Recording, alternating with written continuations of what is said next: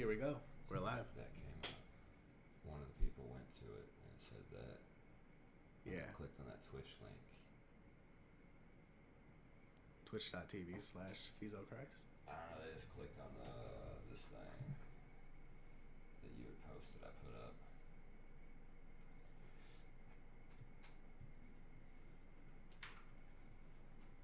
It's in here yet. So, because I had to shut it down and then restart because of the fucking like.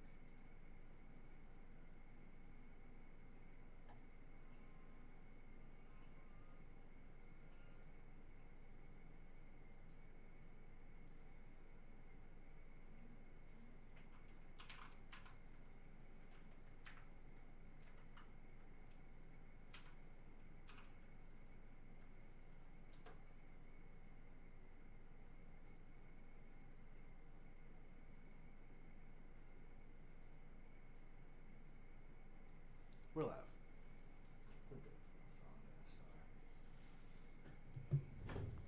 Always fun. Working out the bugs in the fucking beginning. Yeah, got to. Doing something new. Night was fun, man. Yeah, had a good time. Got to do an unexpected mic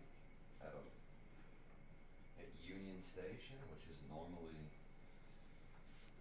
garbage, but new owners, and it's cool. They're turning it around, and that's where the infamous Pete Wallenick situation happened. That's the last time I was there, and that dude did something he shouldn't have done, and then it went south for him. So I'm just saying, completely different time this time. Had a lot of fun. Huh. I thought that was at Wix. Nah, Union Station. Huh. But shout out to all the comics on the show. Thanks to Andrew Riggs for putting it on. Christian Grace hosting, Deshambre performing, and she was hilarious. They were all pretty anyway, fucking funny. It's brain damage, so like don't get upset. But yeah, it was a good time. I had fun and got to run some time, get some laughs. Met a homeless dude, so that was cool. I always talk to him. They have the most interesting stories. He told me that he had a house right in the neighborhood, and then, with whatever happened, he couldn't afford it anymore. He decided to just stay in the area because that's where he's always been. Shout out to Ray. Ray, yep. Stay dry tonight, homie. Yeah, he is a chill dude. Like, it's same for me. He didn't approach me or anything. I went down there and I was like, it's just started raining. I was like, I bet that feels good. He's like, oh my God. And he went on and on about how he just loves the rain because being out here is hot. And I'm like, I couldn't imagine, dude.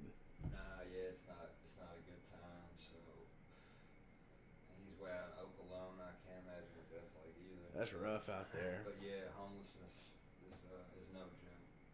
There's a lot of things you take for granted. But yeah, Ray, make it through the night. Yeah, man. I was thinking on the way home there should be something like, they always talk about how there's enough vacant homes to house the homeless. Why isn't there some kind of program where, people can, another way to cut a check, to house homeless? Yes, I mean, like I work for a place, the Healing Place. It's a recovery facility with homeless shelter. And in Louisville, there's several different places, but there's just not enough places. Yeah, and then you run into a lot of addiction and alcoholism with the homeless. Then you run into even more like mental health issues. Yeah. There's just the kind of help out there. There's people doing good work, but the people in charge that make the real decisions just aren't doing enough, and people are suffering. Yeah. The only people that are happy to be out there are the ones that are so delusional they couldn't give a shit where they are. Yeah, absolutely. So, that's the only fucking case that you're going to be homeless. Nobody chooses that life, that risk, that suffrage. And I'm tired of people walking around treating them like shit.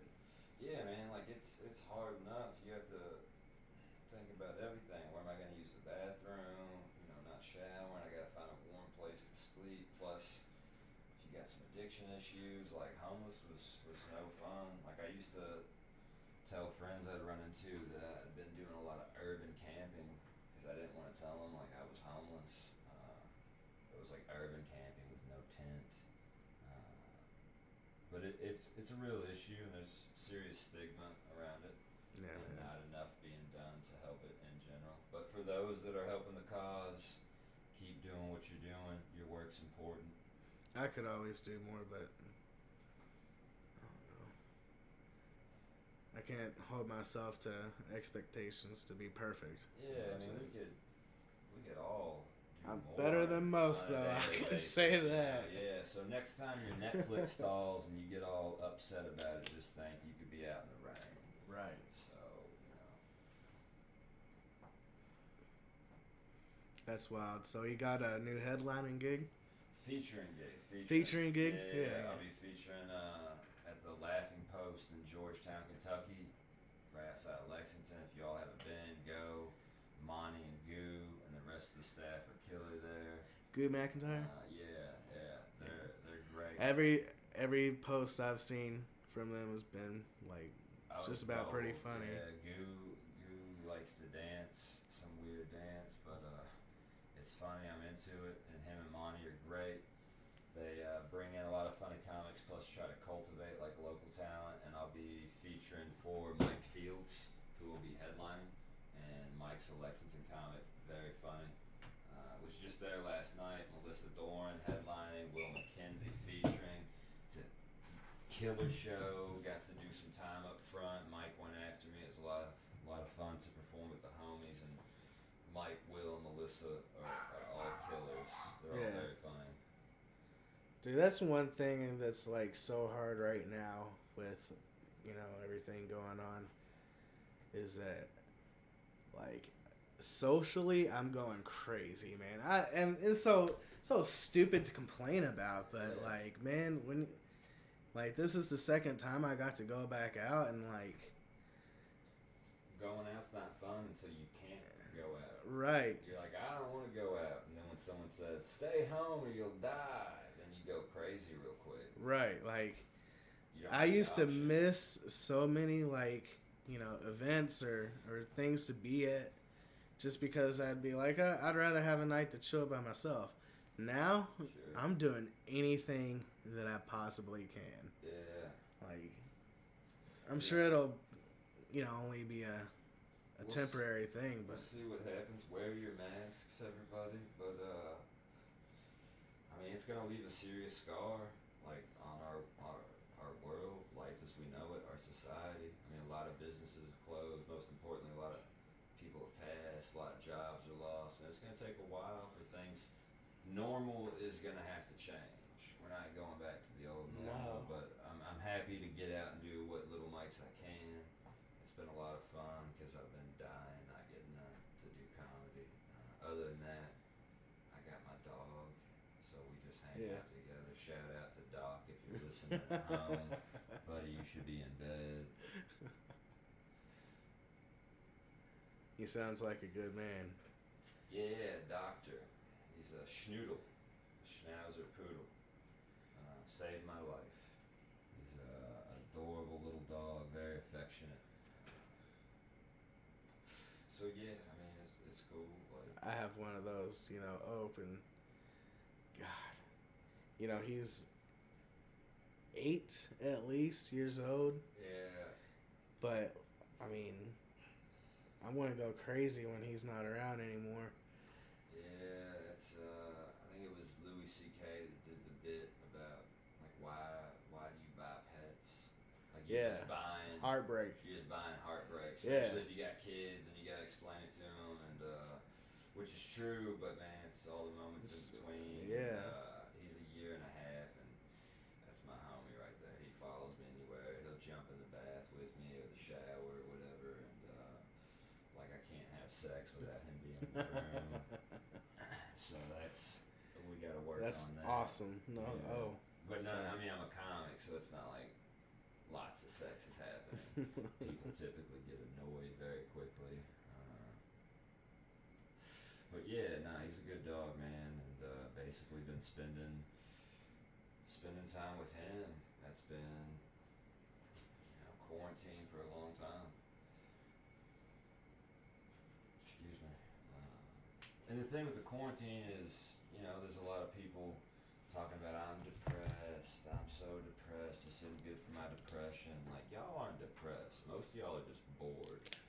Like when things get back to a level of normalcy, we're gonna see the real ones. The real people will still be depressed. It'll be me and my squad who are like, nah, we're still isolating, not because of COVID, but because like I'm sad. Like fuck life, I'm sad. Yeah. Dude, 2020 has been such like a crazy year.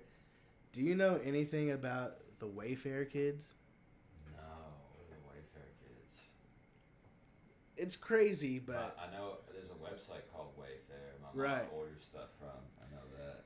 People have noticed that, say, like you buy the pack shipped furniture. Yeah. There's a cabinet set, and it's $350. Yeah.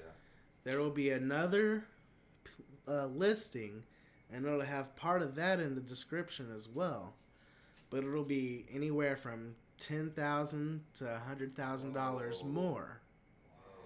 And attached to the item name is a description of a name. You get a kid?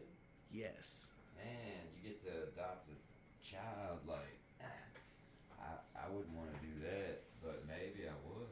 No, like human sex trafficking. Yeah. Oh no, I don't want to do that. Yeah, that might. Like, I was thinking about like a dancing monkey. Like, like do the dishes. Come here, kid. Yeah, no, this is like come here, but kid. No, not like I mean, do whatever you want. I guess it's your kid at that point.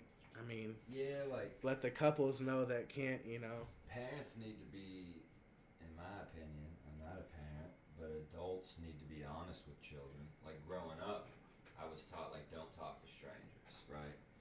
But I didn't know why. And sometimes there were strangers that might approach you with some cool stuff, like hey, you want this candy, and you're a little kid, and it's like I like candy. But if adults were honest with kids and like, hey, don't talk to strangers because strangers want to fuck you, then maybe kids wouldn't be, they know what's going on. So, you know, might not happen as much. And those that are curious, you know. Yeah. Like, get help. Rest in peace. Get help, yeah. Want to get the wrong one. I had, when I was younger, somebody tried to get me in their truck. A guy with a topper was pulled up. Wow. Another guy was like, oh, hey, young man, I got a wheel loose on my table. Like, that's what he went with. I didn't get offered a wheel loose on a table? I got offered a loose wheel. Like, so that tells you, like, I was not a good-looking little kid. But, and I could see through the window, it was tinted in the top of the truck, though. Kind of looking, I'm like, what are you talking about, old man? And I could see somebody back there. And what? Yeah, and I just started freaking out and yelling like, some guy's trying to fuck me. Just top of my lungs and ran How home. old were you? But it's like 11. Okay, so yeah, you kind of knew what was up. 11, 12. I mean, I looked like I was like 9, but I had an idea what was going on. It was me and my buddy, and we were just screaming like, somebody's trying to fuck us. Wow. You know, luckily we didn't get fucked, or kidnapped or anything like that. Jesus Christ. And I'm glad I didn't. Like, that's terrible. It just traumatizes kids. Yeah. And then I turned out super weird without getting fucked as a kid. So it's just like, man, if I got fucked as a kid, it's a whole nother thing to deal with. Maybe I would have been normal. I don't know. That's not the right thing to say. But I'm just weird, so. Well, I had some weird shit go on, you know, and I'm sitting at dinner with my mom the other day. As far as I knew, she had never known anything that happened. Yeah. And my dad wanted it that way. Not that he was the one or anything, but, like, I told him, and he was like, don't tell your mother. And because it would wreck her, you know? Yeah. And so then I'm at dinner the other day, and she's just like, I don't know how the subject got onto it, but for whatever reason it did. Like y'all were talking about fucking kids at dinner? Okay. I mean, okay. Not, more like kids getting fucked and it fucking their psyche up. Yeah, You know what I'm saying? well, it steals their innocence, their childhood. And then she looks at me and she's like, loudly, like, something about when you got molested. I'm like, we're not talking about that right here, right now. Like what? Some meatloaf. No, I was at Tumbleweed. I was trying to eat some fucking chips and dip, man. Yeah, the Tex-Mex on. God damn, like my steak ain't come, nothing. Like, ooh, Food Channel is on. Thank God. Yeah, a quick like diversion. Oh, really? Anthony Bourdain special. Fuck yeah, this is where this is safe. Yeah, you know. I'll pay attention to that instead of this crazy lady. Who's wanting to talk about you like getting molested for like the first time? At Tall boy. What up, Ocho? I ain't mean to interrupt. Come on in here, bro. Like you ain't. I just wanted to tell you so your wings didn't get cold. Yeah. Oh yeah, you got some wings. Shit already took a long time to get here and whatnot. You know what I mean? Yeah, I got wings, y'all. I eat, regardless of what y'all think. I'm just little, but I eat. People think I don't eat. Mainly my grandmother and mother. People think that I like go through a drive-through twice every time. You know what I'm saying? It's like I'm not doing anything. If we got like a similar haircut, we could pull off like some sort of. We could be the new Subway people. You and I, we could go on there and trick them like we were the same person. Yeah. Oh no. Subway Jared's a piece of shit. Yeah, He's I was about Indiana. to say. We yanked his Hoosier card. He's no longer a Hoosier. I'm from Indiana, 812 for life. I don't want to be a fat Jared. No, I don't think anybody wants to be a Jared. Like, that dude. Fuck that guy. Why does it always come back around to fucking kids? Whatever. I don't know, man. Like, I guess the news. Dude, I guess because it happens. It's just like with Pizzagate. I never thought that some of this shit would turn out to be true, and now we've got fucking. Oh, Pizzagate's wild, and a lot of it's too. Yeah, like the stuff some of them are talking about, it's like, all right, that's not happening. But then some of it though, like there's Epstein and his island. Right. It's like they're if it careful. Was Island Gate. Right. I would be more with it, but I'm like, y'all, they weren't using a pizza joint. They got a whole island and like mansions. Why would you? Like they say some things that are almost like you would have to be a fucking wizard to make happen. Yeah. But then other shit, it's like, oh, it's true. Yeah. It's coming out like, wow. I guess that's one of the reasons why I got into comedy is because I didn't want to ever have money. So because it seems like if you get money, drives you crazy. Like you get really rich, you might start fucking kids, and so instead I did comedy. I did comedy instead. Fucking kids. Yeah, instead of fucking kids. So comedy saved somebody's life. Yeah. And hashtag me too though. Yeah. Oh. Fuck. Yeah. I guess they still be doing that too, huh? And like certain people that I won't name. I don't get the thing with the Me Too. I mean, I get the Me Too movement. I'm saying some of these people called out. Like, never in my life. Now again, I'm not real powerful and famous, but like never in my life have I just like pulled my dick out and just started jerking off on women. And that seems to be the go-to move with a lot of these guys. I mean, it's power play. But from what I've understood of Louis' situation, he always had permission beforehand. Yeah. And I feel like that is like almost inexcusable of a one. I mean, I still feel bad for the females that having to go through something so weird that you might say yes because you think a dude's power dynamic of someone who's big and powerful and famous and like I guess maybe I okay. Should. Plus it's a man talking to a woman. It's a weird sexual energy. So it's like, oh, I don't want you to, but I guess go ahead. And I don't know, like it's a move with those guys. But no, like I'm glad the Me Too happened. Like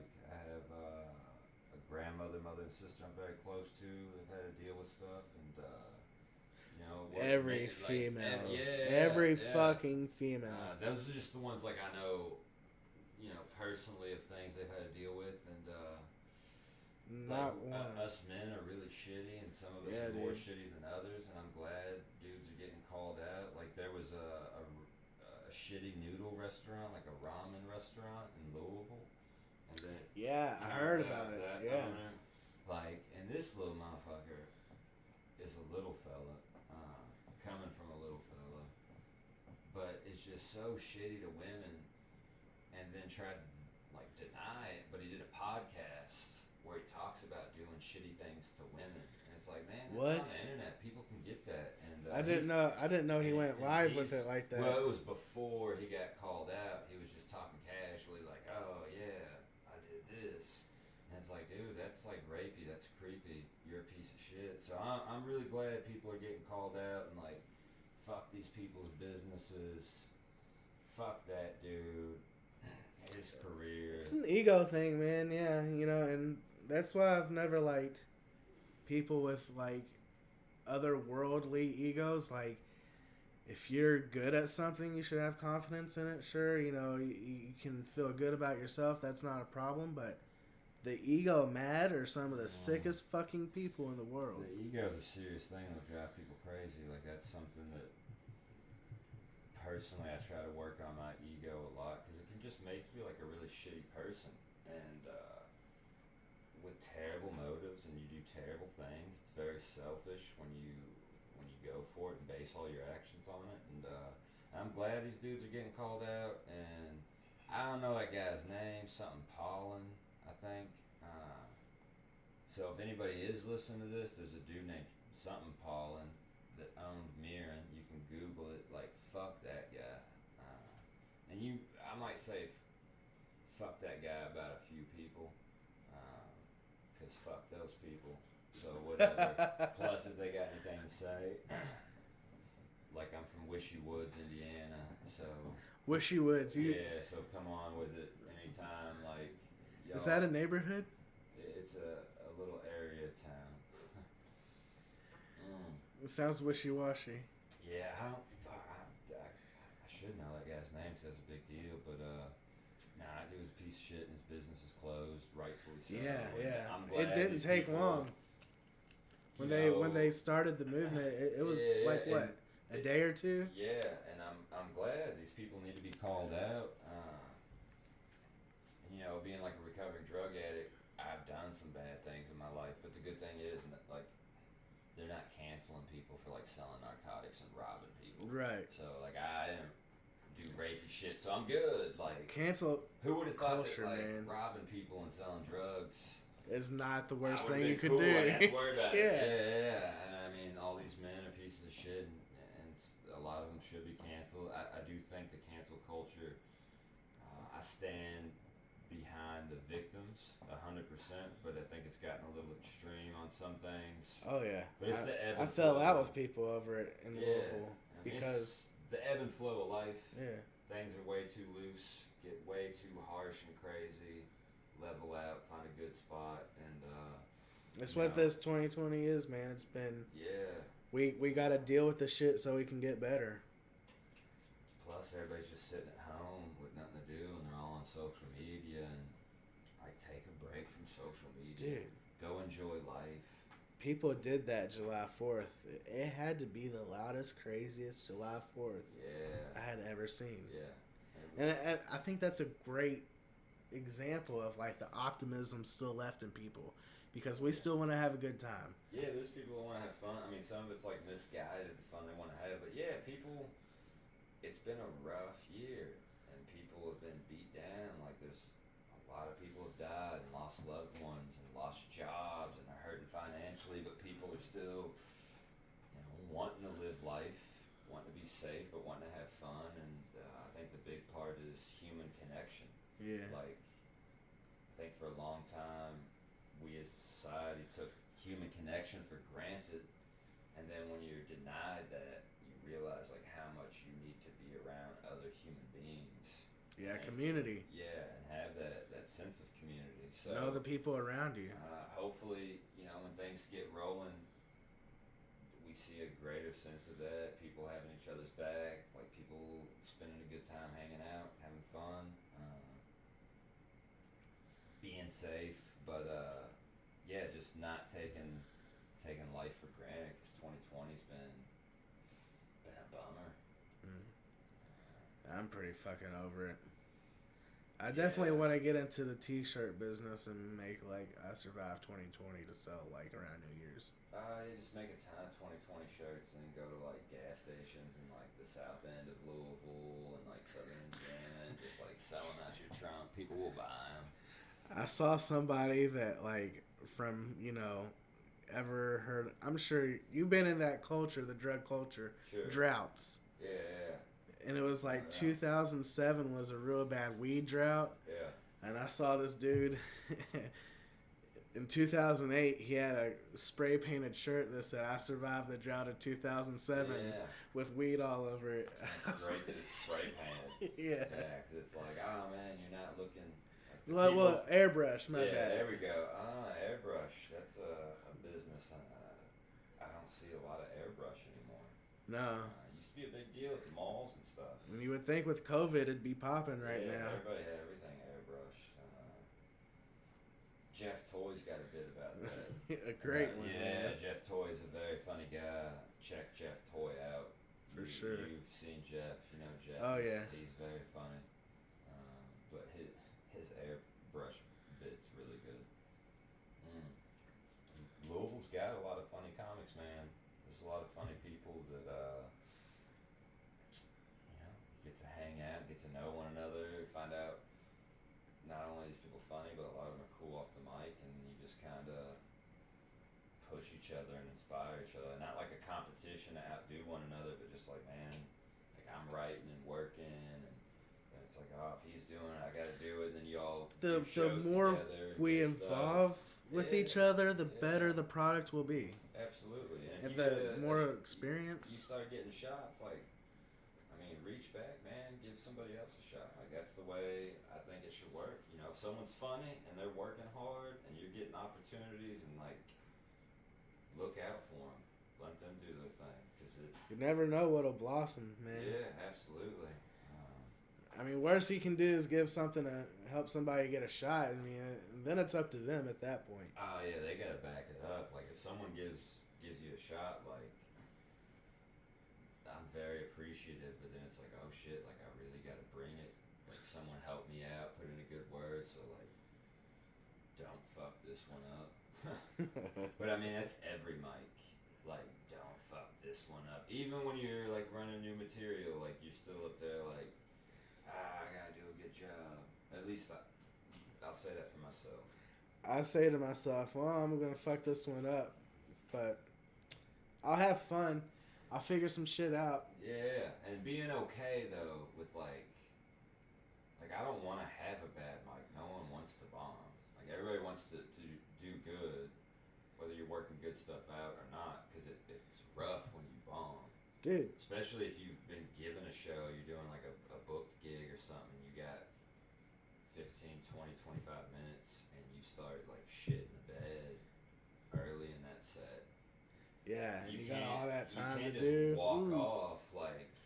Yikes. For one, it's your reputation, or someone helped you out, but then two, you're like contractually kind of, someone's giving you money, that's your job. You gotta get there and like work and try to win the crowd. It's not fun to bomb, but just accepting like, man, I'm gonna eat shit along the way. It's the only way I'm gonna get better at it. It's just working.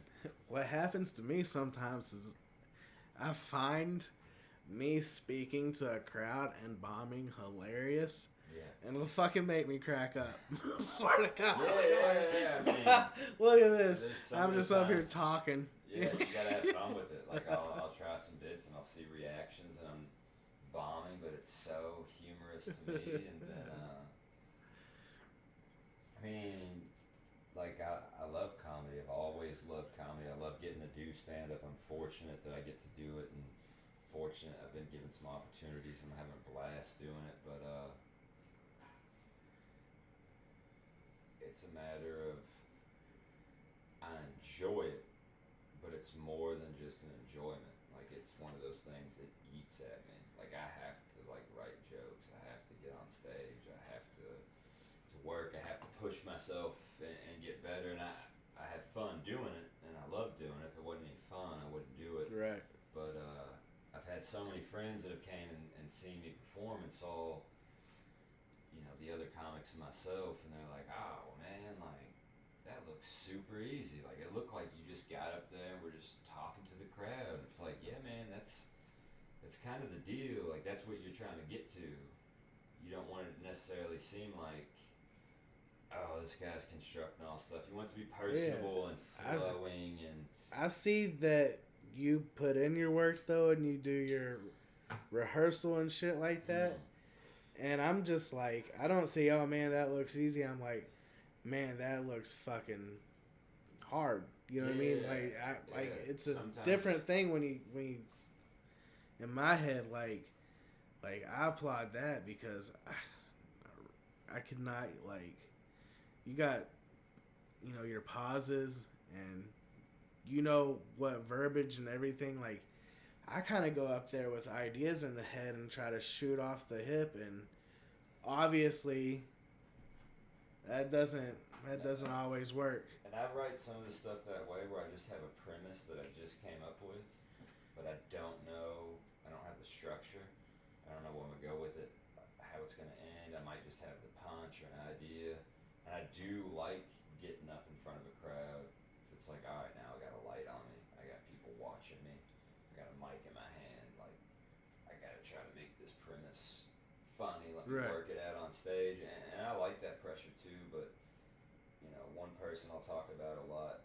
There's a lot of comics that I love, and it's Jerry Seinfeld. He's not one that I love. I mean, I think that dude's one of the greats, obviously. Yeah. An amazing joke writer. His comedy's not necessarily my thing, but his freaking work ethic. So I'm just now a year in, but before I started, listening to him talk about writing for 2 to 4 hours a day, sitting down with the blank page and this is my job. I have to write jokes, and then not only that, but I need to be doing mics every single day, and I need to be running new stuff. That work ethic right there really inspired me a lot. And I'm also recovering alcohol and drug addict, doing well with a lot of things in life, but still have some obsession compulsion issues. Yeah, you gotta twiddle your thumbs, dude. Yeah. So if I find something idle hands are the devil's playground. Yeah. So put it pen to paper and come up with some jokes. And it's fun. It's a challenge. It's been hard, but I've been fortunate that I've had some good crowds, performed in some of the right people, and but along the way I've got to meet some really cool people that never would have met. And, dude, that's my favorite part about it is meeting the people and the hangs and shit like that. Like after the mic. Yeah. That's the deal, because I've met some funny comics who are I'm like, oh shit, this guy's really funny. They're right about the same time as me, like a year in, or maybe they're 2.5 years in, and they're really funny, and I'm like, why isn't this person working clubs, getting paid gigs, featuring, MCing, and it's they're hilarious, but they're not great people to hang out with. And if you're hanging out with a group of comics and you're a turd, they probably don't want to help you out. They're like, oh man, he's funny on stage and kills. Yeah. But shit, I want to take him to Dayton, Ohio for a weekend with me. That's a drive, and then we're staying a weekend together, and I don't want to hang out with that guy for 2 days. That's an aspect I didn't even think about. That's not something that pops in my head, but yeah, when you're working like that, you gotta choose your colleagues, man. Yeah. And just don't be phony about hanging out. I don't pretend to be somebody. Just don't be like a turd, man. That's it. Don't be a turd. Be cool. Be like the Fonz. Treat people how you want to be treated. The golden rule, man. Oh, yeah. That goes so far, and so many people just don't do it. I can have a pretty big disagreement with you, but as long as you still treat me well, I'm gonna treat you well. Yeah, you can have a civil discourse and a conversation, be mature, but when people start yelling and I mean, it gets nasty. I could definitely work on getting less nasty with people I don't know that well. I teach anger management too, so that's something else we can talk about off the mic. Yeah, we want to do that just because I don't want all of our listeners to get this info for free. They gotta pay. Yeah. Same thing. I'm not gonna run bits on this. Fucking pay to come see me. Right. And real quick, I'll be MCing for Rich Reagan's at the Caravan. Hell yeah, dude. I think it's 23rd, 24th, 25th, Thursday, Friday, Saturday, and I don't know who the feature is. I can't remember who the feature is, but Rich is hilarious. That dude's like an uncle to me. Really? Not even like comedy uncle, just an uncle. We hang a lot, talk a lot about life. Very funny comic, so fortunate that I get to do that show. But yeah, for anybody listening, come support local comedy. Like, yeah, dude. Don't be upset if the local arts are gone. If your ass didn't try to help it out. Right. You know. That's like, you know, I've had disagreements with other comics in the past too. Some of them have blocked me on Facebook or whatever. That's cool. I would even let them over here because I feel like if you're in like a local scene as small and tight as that is, you need to be helping everybody. Yeah. Because it's a struggle, man. It's a fucking struggle. You should have everybody's back, but again, you get egos that come in the way, and then you get joke style, you get people's personal and political beliefs that come into it, and and then you get these little cliques within the scene, and people like, I'm not going to these mics, and I'm not doing this show, and I'm not doing that show, and that's fine. I'll let all those people keep arguing, and I'm gonna keep doing as many shows as I can. The worst part is we're not letting this person do this show. We're not letting this person do this show. Yeah. Stuff like that. Yeah. I mean, unless you're out there doing wrong things. There's some people like that deserve stay away. Yeah. For sure. They got it coming, but so the smallest things can sometimes people just take the smallest thing and ban somebody. Yeah, just be a decent human out of their life too, though. Like, just treat people. Even if you don't, there's people in the comedy world or in life in general I don't like, and as long as they're not like foul pieces of shit, I'll see them and be cordial. Like, hey man, you know, how's it going? Cool, that's it. But you don't have to be rude to people. And if you got something to say about somebody. I get talking shit about people behind their backs. I do it. I love it. I don't do it with a ton of people in my inner circle. It's like, let's shit on these people. But at the same time, like, if I got a problem with somebody, like, not in like an aggressive way, I don't mean like a tough guy way, but I'm going to address that problem with you. Like, hey, let's step away from everybody so the egos aren't quite as affected, and let's have a talk. Like, what's our beef? And I don't see as much of that happen, and I see a bunch of people, you know, jump to the keyboard.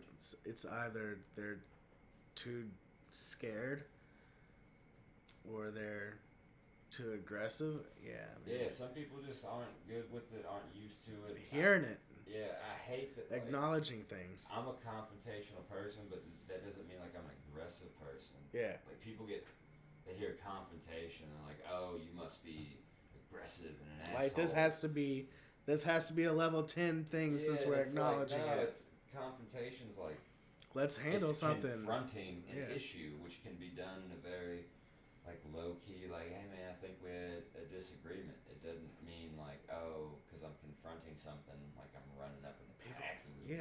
Like I'm too old to be assaulting people. People get too defensive at all People get defensive.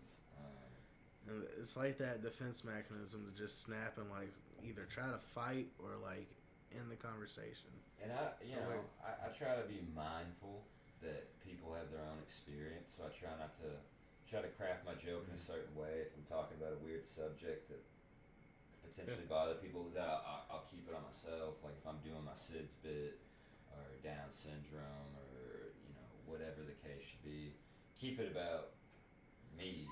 Like the whole bit is on like piece of shit, or I don't know how to do stuff while addressing that subject. But we all know we could do better in so many things, but you can't also help like your natural reaction, like maybe work on it. But that's all you can do, man. Yeah, that's it, and that's the cool thing with comedy is really like there's people that'll pretend like they're gatekeepers and can tell you how to do comedy, and maybe they keep you from doing some stuff. But the cool thing with comedy is like no one's gonna tell me how to perform. You know, people can give you pointers about maybe getting better, but I grew up playing sports. I love sports, but like I got into playing music and writing, skateboarding, and then doing comedy. So I didn't have a coach and people telling me what to do. Like I just want to do my own thing. I want to have fun. Like with comedy, I want to take something I think is humorous, and how can I construct that in a way that can make 5 strangers up to 200 strangers find it funny. Maybe they didn't think about it, and that's the working at it, man. That's where you gotta really try to push yourself. I think if I have something real funny, but I can't figure out the timing and stuff, I can't handle the critique of people like telling me I should cut it, even though maybe I should. But I also feel like at this time, it's like, at least let me try to work it before. Like, I don't handle criticism well, and that's a downfall of mine. Like, I always think that if something's funny to me, if I can tell it in the right way, it has to be funny to be funny pretty much to anybody. Like, I mean, I'm cool with criticism. Anytime someone tells me something, I thank them. I'm like, hey, thank you for giving me your time to come and tell me. Thank you for remembering my bit specifically. That's really cool, and like I'm cordial about it. But then, sometimes it hits you in the head like, oh shit, yeah, you're absolutely right. Yeah, sometimes it's great, like information, but I oftentimes try to remember like what the source is. Like who's the one gave me the criticism. A drunk girl in a bar once told me to be more like Ali Wong. Yeah. I'm like, I'm not fucking Ali Wong. I can't relate to Ali Wong, and you want to tell me to... It was a drunk female. Yeah. I'm like, you know why you relate to Ali Wong? She was like, you gotta be more relatable. Your comedy is gross. I'm like, my comedy's not for you. Yeah. It's for me and whoever likes it. Yeah, absolutely. And then it's a matter of what do you want to do with comedy? Do you just want to get up and like tell jokes? Or do you want to try to be like a professional comic? Because if you just want to get up and tell jokes, 100%, like fuck everybody. But if you want to like try to be a professional comic, you got to be like, all right, how can I be smart about saying fuck everybody and not burn all those bridges?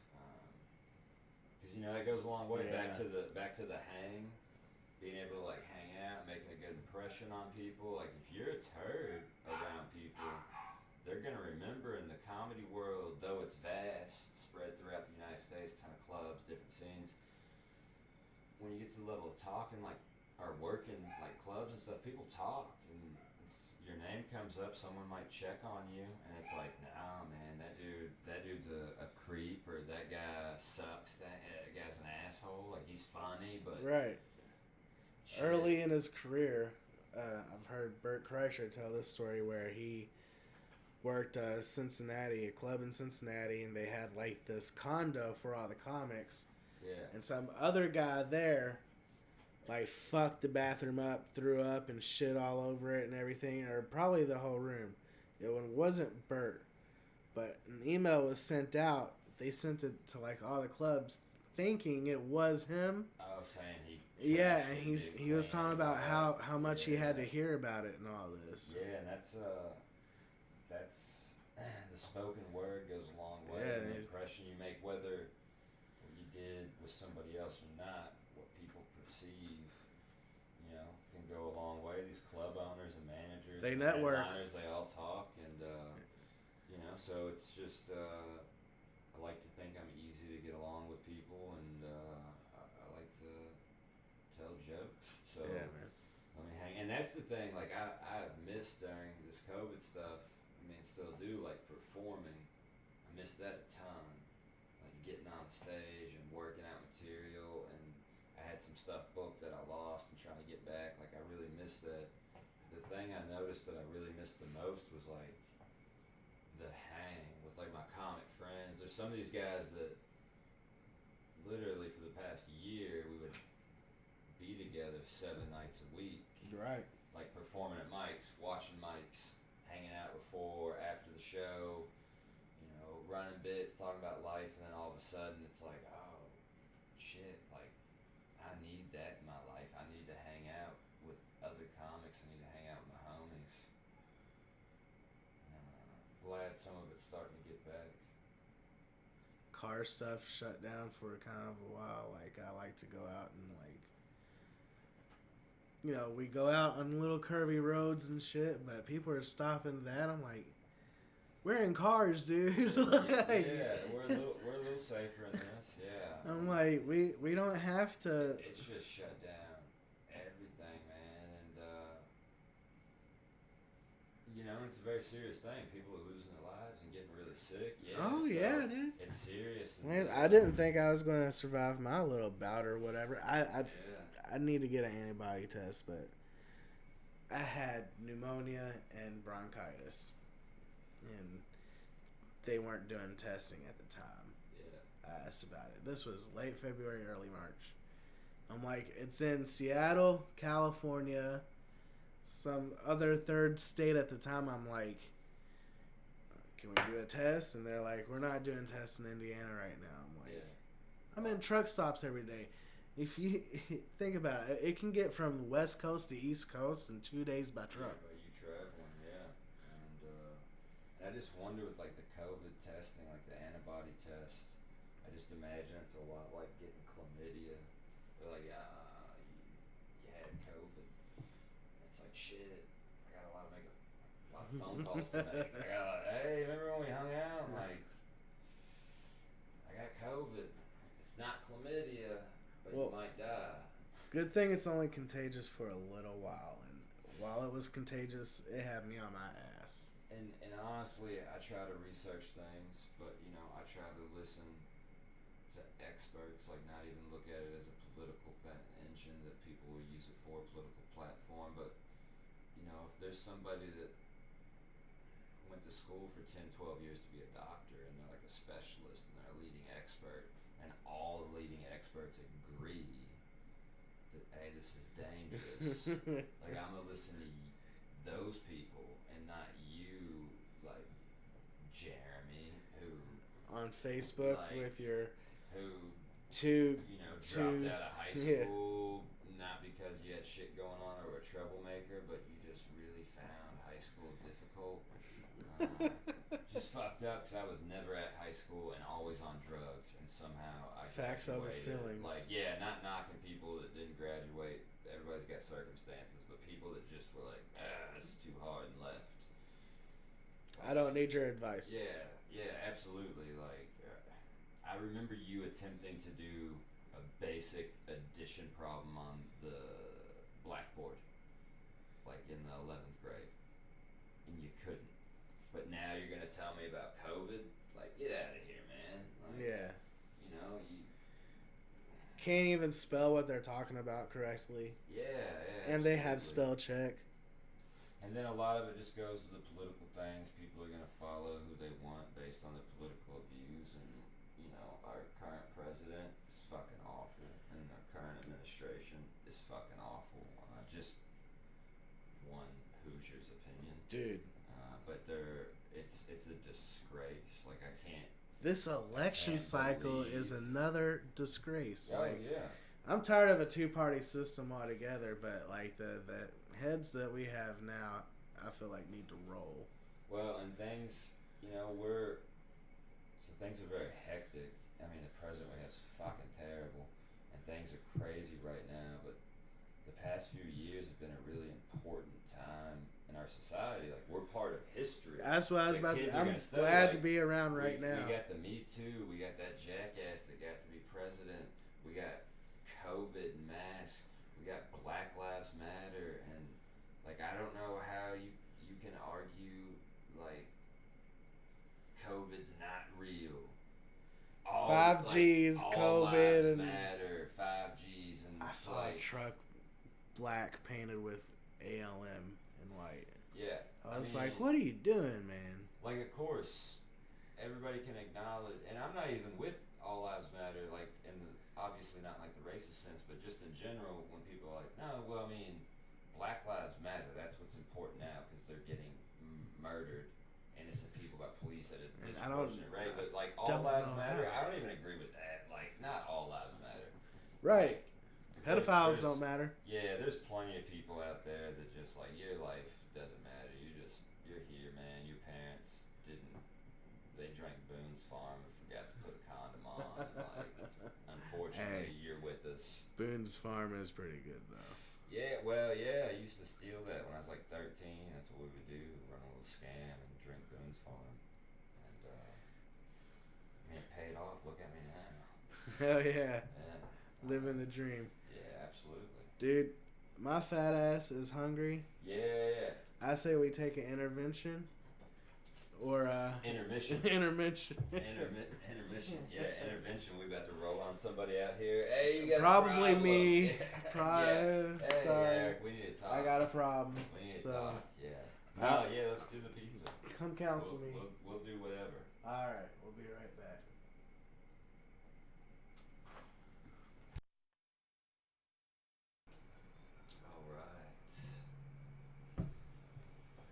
Yeah. Back in the chat. Fucking ate some food, so you know that makes me happy. Yeah, no, the food hit the spot. I'm saving my wings. I don't know if they sold food at the bar, but if they did, I don't know if I would partake anyways. The lady behind the bar told me, I was like, man, I'm fucking hungry, and she goes, I just sold my last bag of stale chips about 15 minutes ago. They were Cool Ranch. Cool Ranch. They were. I was like, Burritos. And we got Grace Lamort with us. Or is it Lamort? Lamort, like I said. Okay. I didn't ruin it, but yeah. You didn't, you can't completely butcher it. Give it a good old college try. Yeah. So I had it right the first time. Lamort. Yeah, okay. It could be simple, but gotta be difficult. Yeah, Grace is a friend of mine. She's very cool. She's a tattoo artist. That's wicked. Yeah, at Spring Street Tattoos on Spring Street in Jeffersonville, Indiana. Holler at Steve Gatros. I saw the tats when you all walked up, and I was like, those are dope. And then I heard like, ours. I was like, crazy cool. Like that's a childhood dream. I mean, you see like all of them. All of hers are fake tattoos. It's what is that? Henna? It's hentai. It's all hentai. Those are a little too close. With very no, like, they're not. I don't know. That's one that someone could make that mistake. Should go They're to the beach hentai and get some of tattoos. that hentai. Yes, I did. I meant henna. Dude, okay. Obviously, we were talking about Pokemon earlier, and you know about Nurse Joy, obviously. Yes. I have a client looking back home in Boston, and he hit me up. He says, I want to add more to like my porn leg or whatever. And I'm like, okay, fuck yeah. And he's like, yeah, I want it just to be this like hot ass anime babe, huge tits, soaking in cum. And he's like, it could be Nami. He called her Naomi by accident at first because it could be Naomi or Nurse Joy. And then he fixed it and he said Nami. So we're doing Nurse Joy, fucking soaking up that cum. I'm so stoked. That's so great. There used to be, is Hookup still around? Do you know of Hookup Skateboards? The company, yeah, Jeremy Klein's running it like himself, and he still does boards and like. They do all like. Art and everything. Yeah, they're hentai skateboards, like so like you got like a policewoman is a real popular one, and Japanese schoolgirls on. Yeah. All of them, yeah. And Jeremy Klein's the man too. Hell yeah. Police girls like Officer Joel, Officer Asian Jenny. girl, yeah, like the Asian, yeah. Just Officer woman with the blue cat, like Shibuya Yep. types. Yeah. Yeah, that was easy. Just Don't call pop them out that. CCS, the magazines. Yeah. If you needed some material. Yeah, check him out on Instagram, Jeremy Klein and Jim Greco.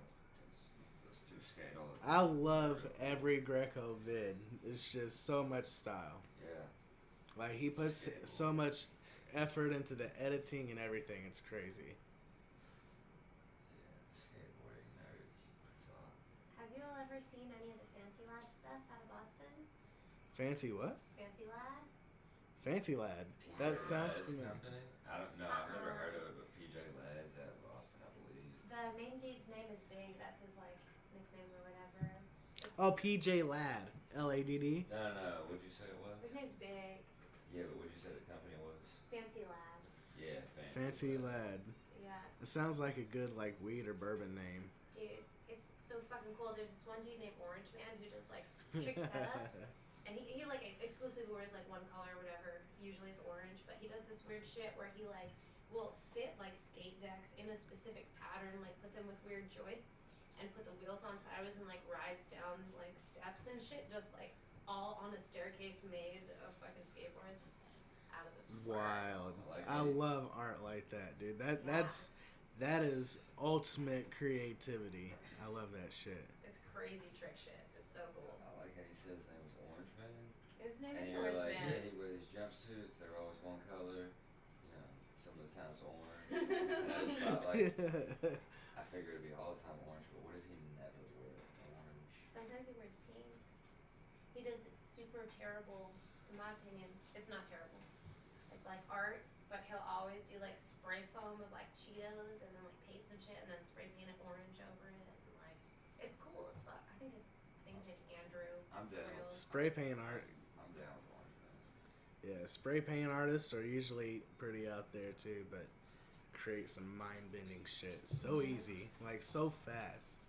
The effects that they can do, you know, when they like paint landscapes with the moons and sun stuff in the background, it's crazy. It's like, how can you have that much insight? Or the people that paint like upside down and backwards and then whoosh, watch, and then here's the image. It's like that's an overload, man. That's So fucking cool. You do like Space Mountains, but it's not Space Mountain. I'd It's live mountains there. in space. On Space Mountain? Hell yeah. On the roller coaster ride. No, in a space mountain. Fuck Space Mountain. I want to be on a space mountain. Perpetually, like on the ride. Moderately queasy at all times. Shit. Like, there's a lot of I didn't believe there pedophiles was a here. hell, but that sounds like one. I'm just stuck in there in the seat. Can't get fucking out. Orange is the national MS color, so that's why I said I'm down with Orange Man. Yeah. I didn't know. I had no say in that. They picked it long before I came along with my MS. I wouldn't have gone with orange. Is it like true orange or is it like peach? Halloween orange? It's like true orange. I mean, it's cool, but orange just. I don't really love orange. What's orange on right now? Yeah, this is an exception. I had somebody tell me their favorite color was orange, and I was like, not that I'm hating, but that's uncommon. Like, I hear like red and blue and green and stuff like that a lot, but not orange. I don't think I have a favorite color. We had this discussion the other day. I like never picked one. I thought it was a bullshit question. Like since I was a kid, it's like every year kids would change their answer, and I was like, well, that's fucking bullshit. It's like, that's You don't mean and it. that's generic, and I was like, also, there's not like one color. Like I don't know. I've never thought like sat down and like, oh, what's my favorite color? Like, Yeah, like I have my favorite color on a car. I have my favorite color on a this or a that, and I like rainbows, man. Like all the colors are pretty fucking dope. I like the whole range there. They're doing a good thing. I guess I like whatever color I like at the moment. I mean, I already told you this, but That looks cool. when I work on people and they come in, it's like a weird psychological thing or whatever. Yeah. And if they're getting colored beads, like beads with like a bunch of shit in it or whatever, you have to pick one main color, whatever color, because if they plan it for more than a couple days in advance, they're obviously thinking it's an important day, Yeah. and therefore they dress in the thing that makes them the happiest because it's important. If they can't ruin it and they feel happy in it, they want to get it. And they'll always bring like, if they're getting something in their leg, they'll bring pair of shorts and change in or pajama pants. But the way they come in, you find find those favorite colors and you say, you seem like a person who really looks like a burnt orange today, or like a baby blue. You know, let's work with that shit. And I like when people take an approach to something and they get psychological with it. Like that's great that you have those intentions and that sensory to try to feel somebody out like that. Not everybody's born with that, man. Like you were talking earlier, so many people just cannot read a situation or a person, and true psychopaths, you know, they can't be affected. I hung out with my best friend's mom one night, and We've all been there. Yeah. Well, it was a party. He was there too. Nothing. Can't wait to meet your mother. Don't talk about my Karen. Shout out to Karen. Hell My yeah. mother's also a Karen. Shout out to that Karen. My mom's a Cheryl, but she's a Karen. Yeah. Like, well, there's their actual Karens. Like, that's their name. So it's a tough time for them right now. No doubt. A lot of I would hate to have that name right now, just because you would have to feel like a little bit like, especially if you're like a really good person, like, hey. They're not socially aware enough to understand what Karens are. And additionally, if I did and I was my mother's age, I'd be peeing on the hoods of people's cars all the Nah, time. I think my mom uses that.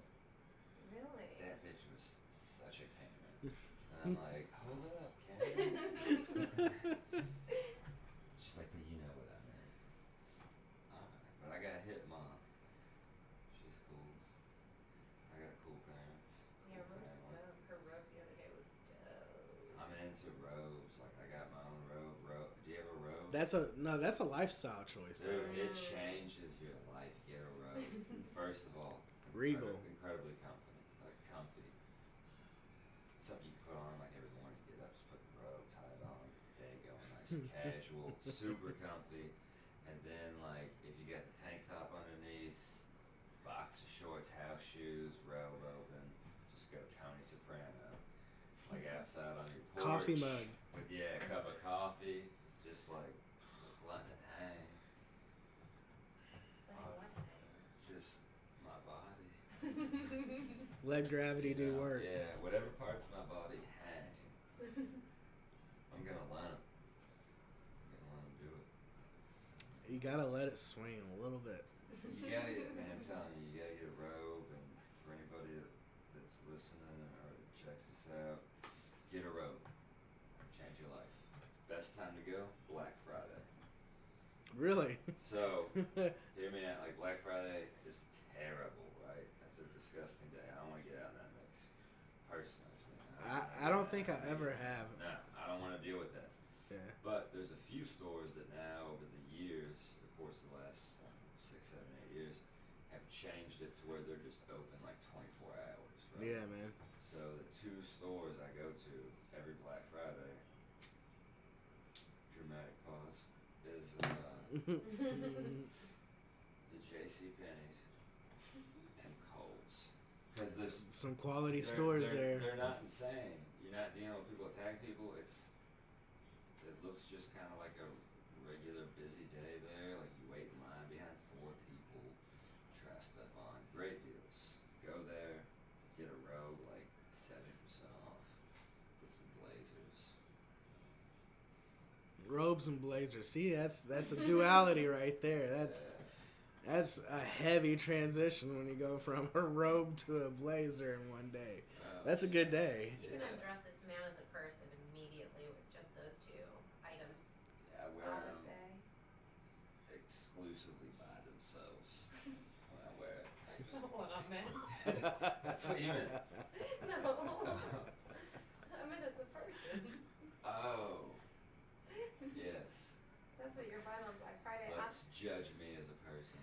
Since you mention it, though, I'm sitting here thinking like a watch and a blazer while fucking would be great. Yeah. The coattails would be hitting. It would feel good on the ass. You're gonna have to get it dry cleaned. I'm not gonna have to do anything, sir. I didn't mean you. I was just looking at you. I was speaking like a universal. Like, you. Afterwards would have to get dry cleaned. Anybody. I mean, Grace isn't gonna show up at somebody's house. That's a new service. Start getting paid, making money during COVID. People are fucking right now. They're at home, not doing anything, Making messes. and they're getting Oh, weird. God. Yeah, and you pick up their blazers and robes, get them dry cleaned. You're gonna have to start me an OnlyFans. That's quite uncomfortable. I'm gonna start an OnlyFans. You should. It's hot. Strike while it's hot. I'm just gonna narrate stories. I mean, you can make it for anything at all. Yeah. Oh, you should. I'm gonna sit in a row with nothing underneath.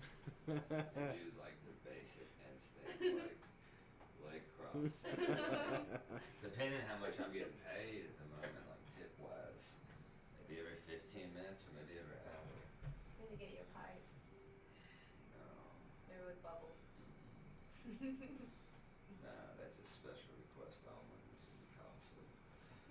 Cameo. Will you show me your toes? No. Will you smoke this pipe made of bubbles? Yes. Sure. Just How for much? you. What's your price? Yeah. For the pipe bubbles. $34. 34. 3.5 minutes. I like it. Strictly. Or 40 for 5 minutes. We upsell them. Yeah, that's a $5. Yeah, they're like, oh, it's an extra minute and a half, $5. It's the Papagino's idea. We're making money over here. See, you gotta get them on the way in. You gotta charge like a base fee, and then like, oh, do you want a private? Oh, I know all about it. that's more love. Yeah. You know, Well, it's not like this conversation just turned to sound like y'all are pimping me out on well, OnlyFans. I was like, I'm gonna get OnlyFans, and it turned into like, we gotta do this legit business shit. you ever heard of a large sausage pizza? Yeah. I was thinking like promo pictures for the privates, Who hasn't? It's Like- a pretty popular pizza. like a light and a shadow shot, you know, like Like letting a it spotlight Yeah. casting a shadow first? against a wall and take a picture of the wall. But it looks like the E.T. moon with his genitals coming across it. Yeah, Are we now taking pics of my genitals? Yes. for free. That's when you pay the entry fee. But to see what we're shooting beyond Well, that, that's extra. We gotta. It's a teaser. We gotta make sure we ask people before we show them the teaser. I want it to be consensual. I don't want to be involved. Oh, when they're paying, it's consensual. Yeah, like I. That's in the agreement. There's There we go. guaranteed consent, so you can get crazy, baby. 14 and a half. Yeah, I'm 18 plus. I like If where your answered all's yes. heads at right now. We just want to make you rich, hon. Yeah. Richer. Let's watch the deathly looking guy. It's probably a whole lane. Skeletor. No, it definitely is. Have you ever Nope. Googled? Never mind. It's fine. No. I was just answering your question and saying nope. I've never Googled whatever. I Have knew you it ever was. gone into an internet browser before? No, A yeah. web browser? Yeah. Yes, I have. But Ask what Jeeves. were you Googling? I don't That's think what I I should was saying. extrapolate. No, that's what I knew you were going to mention Googling something. 'Cause Walk you've asked back this away question from a the few times, edge. And I was just saying no preemptively because I figured whatever you were about to say was going to be fucking weird. Well, it's not the Anna and Elsa porn that I regret watching. However, it is a porn where there's a very sickly looking man. And I did watch him fuck quite a bit. And it was just fine. I enjoyed it quite a decent amount. I mean, you don't know what you're going to like, I suppose, until you watch a near dead man die. He was far Give it a shot. frighteningly, like, more dead looking than you. It wasn't my grandfather, that's what you're wondering. He's full dead. Yeah, no, I knew it wasn't your grandfather. At least not your biological, because you don't know your real parents. Don't talk about my two mothers that way. I'm not gonna say that now, but I'm just gonna make a joke about that being a dig at something. It was. My father's name is Hillary, it's fine. There we go. Hillary? Yeah, that's Nice. What, like, that's what that is, right? My mind was racing. I can't deny. My mind was like, "What's going on? But- What is the context?" Hillary. Hillary. I've Yeah, that's a never- pretty. Your mom's listening and she heard me make multiple Googling pornographic video jokes? No, my mom's not listening. No, she doesn't know how to use it. Wasn't there somebody by the name of Your Hot Mom? Hot local mom. Hot local. Came by. Area?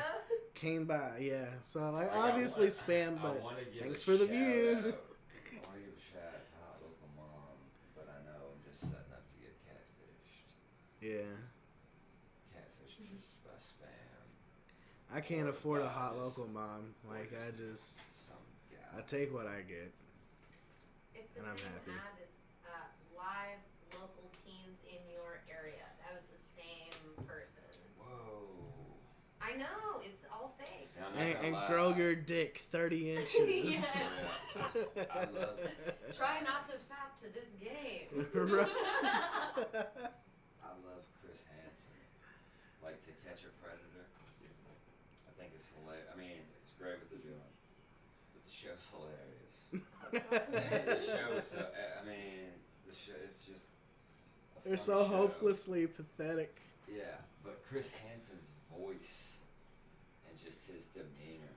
Like I'll put that on YouTube, real low by my head. Not often, but every once in a while when I go to sleep, and just listen to Chris Hansen talk to like child predators. I would have just loved for one person to have been like, I know I'm about to get some assault charges, but fuck it, and just whoop his ass. Yeah. Like, don't sneak up on me when I'm doing weird shit. He says I brought a couple wine coolers for myself and Toll House cookies also for myself. Yeah. Who are the wine coolers and balloon animals? Yeah. What? Those The are mine. Smirnoff Those Ices. are mine, man. Yeah. You got a bag of Jolly Ranchers, Smirnoff Ice. 8 dick Pop pills. Rocks. Yeah. Oh man, that's for me. I got a sweet tooth and who's boner pills for? That's also for me. Yeah, that'd be mine. I gave that guy a country twang. That lets you know who I think is fucking little kids a lot. Why, man? Yeah, come on. I'm sorry. Yeah. I Not didn't all mean country it. people. That makes a lot of people, but whatever. That's the voice I went with. So subconsciously, Definitely white. don't think about it. Oh, 100%. 100% married. Lots of Beats his fur on wife. their hair. Beats his wife, yeah. And then does that. So, that's a thing. How many pairs of galoshes and how many colors do you think they So- own? Or is it fly fishing gear? Flat fishing, yeah. Yeah. Yes, the boots attached. You think fly fishers? I met some nice fly fishers in my Yeah, day, we went but from country people to now fly no, I just fishermen. We imagine take the her. coveralls with the boots. For some reason, showing up to a young lady's house with the fishing pole to just be like, hey, Or a honey, cranberry farmer. The- don't That'd be talk the- about the Ocean Spray cranberry bogs in front of me again. I just see, you want $1? Yeah. You know that guy. Oh, yeah. Pulling You a gotta be dollar. quicker than that. Yeah. Geico or whatever. Rolling it up. Yeah. Just walk up on the old man. Just slap him. and He's take probably the got dollar. more dollars too, you know what I'm And saying? take his rod and reel and go fishing.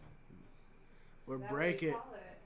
Break it in Take frustration. his fish pole, his fishing pole. It's rod and reel. Put it on his lip. You got a rod. Ouch, that sounds terrible. You got a rod and you got a reel. Little part that you reel, that's called the reel. And then the long part is the rod. You know my experience with fishing, it's not expansive. Her father, Hillary, she was talking about earlier, apparently Mine's Kelly, by the way. My dad. It's Kelly? Yeah. I love that. is Are y'all Irish? I don't know. I never met him. 23andMe, honey. it's Dr. Captain. Dr. Captain. Yeah, he's got a boat. Well, he's a doctor. It's impressive. And he's got a sailboat, which is pretty nice, right? He has a fat Catalina. Yeah. Worked his and, way up. Catalina wine mixer. Hell yeah. Allegedly. But so that's all really cool, right? He produced Grace here. That's There cool. were multiple people involved. Yeah, no, there were, but he was part of it. He wasn't alone. He did the least amount of work, but then he helped raise you up. At least he was there, Mm-hmm. he's a doctor of psychology. That's impressive, right? Hell yeah, that is. And he's got this sailboat. It's a Catalina. It's big. It's nice. That's impressive, right? Sounds much better than. And then cancel all that shit out because he's a fucking Patriots fan. My dad was a Patriot. My stepdad, who raised me, who I didn't find out wasn't my real dad at 12. Good dad. Yeah. Good enough dad. Dad. Yeah, dad. You know what I'm saying? He was a Patriots fan. Born and raised Worcester. Like outside of Worcester? Yeah, No like near Sandwich. Yeah. Like Dude, like the cops near are Boston. fucking hilarious because the cops roll by Wait, and it says Sandwich is police. Sandwich is on the Cape. Yeah, Sandwich is My grandma retired onto the Cape, and he grew up close enough to the Patriots Stadium to ride his bike when he was a kid. Yeah. Dude, that's my parents live on the mouth of the Cape currently. You know a good time to talk about your old fathers and Patriots. Because when you're not around? When I'm not around, because I don't care about Patriots. Fuck Patriots. Yeah. He was a cool dude until, you know. He's not. That's most people in life. Not all people, but most people are pretty He wasn't cool a- until they're yeah. not Until cool. they find out you like the Patriots? Yeah, I found that out about him. You know. There's a lot to hate. Her father, he helped. All those rings. He contributed to your creation. And then he raised you. So those are good things. And then he's a doctor of psychology. And that's impressive, like I said. And that's cool. It's a field that I'm into.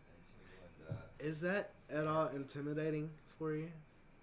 My father? Yeah, sometimes. no, because his name's Hillary. No. My bedroom. So my dad had a like at-home private practice. Like the whole time I was growing up, like in the house I was when I was like 9 or whatever. And they decided to put the head of my bed directly against his office wall. They sent me to bed early, and I hear all these motherfuckers, and I couldn't hear any of the shit they were saying except for weird like one-off words. Your father exclusively saw people that slept with other people's mothers. Himself, he just looked in the mirror the whole time. Oh, motherfucker. No, just like people having a real weird time of it. So I would just like get these weird. I'm sure they were subliminal messages or whatever, but just like hear shit through the walls every once in a while. Like wake up and just be like, I'd be like, oh Ooh. fuck, I'm not supposed to know any of this. I gotta go to bed. Fuck. Not really. That's a lie. His private practice would be endangered if I said that out loud, so I take it all back. It's fine. He did have me do his filing though. I mean, if you don't know who it is, so I don't think practicing? that technically Is he violates. retired or is he No, he's still fucking working. I don't think I know. that No really names, affects HIPAA if social, you don't date know. of births. If you can't put words and faces and stuff together, you know. For all you know. You're Thank good. God. It was your mother and she's your father good. just talking. She said a lot of fucked up shit then. Yeah. Thank God. Poor ma. Yeah, but hearing all that stuff about your father, it sounds like a really cool guy. You know, doctor, psychologist, but you, all that, like, cool dude. And you find out he's a Patriots fan, and it's all ruined. It's all ruined. And then your Sorry. mother, I was like, your mother sounds cool. She's dope as fuck. Yeah. But she married a Patriots fan, and then it's not as bad, but it's. So you're big into sports? I'm a sports guy. Yeah, I'm a comedy guy, but a sports So guy. then who's your team if you hate? Oh, I mean, I I'm- know it's I'm a- universal. so Everybody hates the I'm a Patriots. Patriot. Nah, I'm a Hoosier Yeah. through and through. I'm Indiana, everything. Like 812 for life. So Colts. So the Colts, yes. And the Patriots have, in the past, presented some problems Don't talk about for my Deflate favorite Gate team. while I excuse myself. And, well, we just lost some heartbreakers, big games too. Yeah, dude. So- I've watched many of those with my Yeah. pops. So it's like, And and he was on the other end. He was Yeah. cheering. I was like, man, bummer. But I mean, you know, they had some rough moments too. You know, every team I mean, does. it's But undeniable. Like Tom Brady, one of the all-time greats. yeah, Uh, Belichick. an amazing quarterback, Belichick. I can't stand the little fucker, but yeah, I guess he does something right. I mean, they have the results to prove it. But at the same time, like, fuck Belichick. Like, more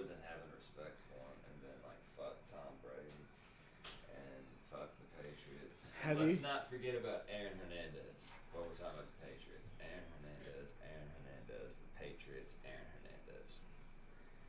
Hernandez. Have you heard? I'm sure you have. I'm not so into sports, but I hear things, in that are popular sometimes. Have you heard about all the shit that's been going on with Brady down in Florida with like being caught in the park when it was supposed to be quarantined and things like that? I've seen some photos on stories about like him being where he's not supposed to be, such as that situation. I was listening to somebody, and I think it's a great idea that they believe all that shit he did just for PR. Yeah, sure. I mean, I wouldn't put it past him because fuck Tom Brady. So in my mind, I think of the shittiest thing that he could do in any given situation. And he definitely did it. I'm like, that's it. That's what he did. And like I grew up playing sports. Sports were, the area's big on college basketball. I never played basketball. I played football. They pretty much forced me to. I mean, I've always been a big dude, and like I used to skate a lot as well. Yeah. I had legs and I had weight, Yeah. so they were basically like, sorry, but you have to be on the team. You know, like you're in. Yeah, and so I did that for several years, and I wasn't allowed to play hockey, like ice hockey. I really wanted to when I was little. And, I'm a hockey fan too, Blackhawks fan. We're talking like '93, so before Stanley Cups. Just saying, real thing. But my mom wouldn't let me play ice hockey. She wouldn't let me play football. She was too little for both the sports. She went as far as to tell me not only was like I'm too little, like I might get hurt, but I was too little to support the gear. She was like, nah, us hockey players wear too much gear. You'll fall over. Like, you can't hold it up. Do you think that's a self-projection? I mean, she's tiny, but there's no way she'd want to play hockey, so I couldn't see. Yeah, I don't know. I think she was just. My mind wants to be like, no, she was just, trying to give me a reason that I could understand. Like, oh yeah, I am little, the gear's heavy, I guess you fall. But then my mind just wants to think that because I know what the truth is. It's just she meant it. She meant it. Like, as far as comedy goes, and I don't really do a lot of roasts or anything. I've done a few of them. I like to watch them. It's just not something I want to get heavily involved in. But they're cool. Yeah, I don't want to do they're roasts fun or whatever. I've done a few. I feel like too big of a prick if I hit what I know's.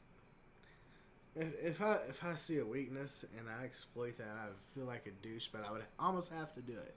Mm-hmm. You know what I mean? Like. Oh, you have to in that situation. I don't want to do that to people, so I don't. At least right now, I don't like the idea of roast. It's, dude. I was telling him earlier. I have to experience it. Yeah. Sometimes, whenever she wants to see me, every once in a while. Every day. I don't want to put that out there.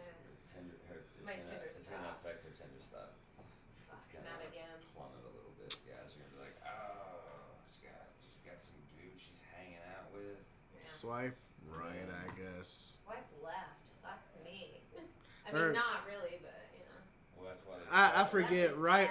Oh, left is. Yeah. Swipe left. Yeah, Right. but it wouldn't matter even if they saw you on the internet by chance, like with some guy. They're still swiping right. I'm still asking them where to go swimming. Yeah, and I don't blame you. We ran into one of her Tinder matches, our second or third day hanging out or something. I don't know. Kind of early. No. I know. I didn't care. She wasn't there with him. She was there with me. Nah, so I was like, yeah, whatever. And she told me about it beforehand. She's like, oh, pretty sure I matched that guy on Tinder. I was like, oh shit, how's this gonna go? 5 years. Right when Tinder first started coming around, I was already like, hooked. Yeah, I'm just saying that, man. I did an old school dating app style where we wrote each other for like months on end. Really? Yeah.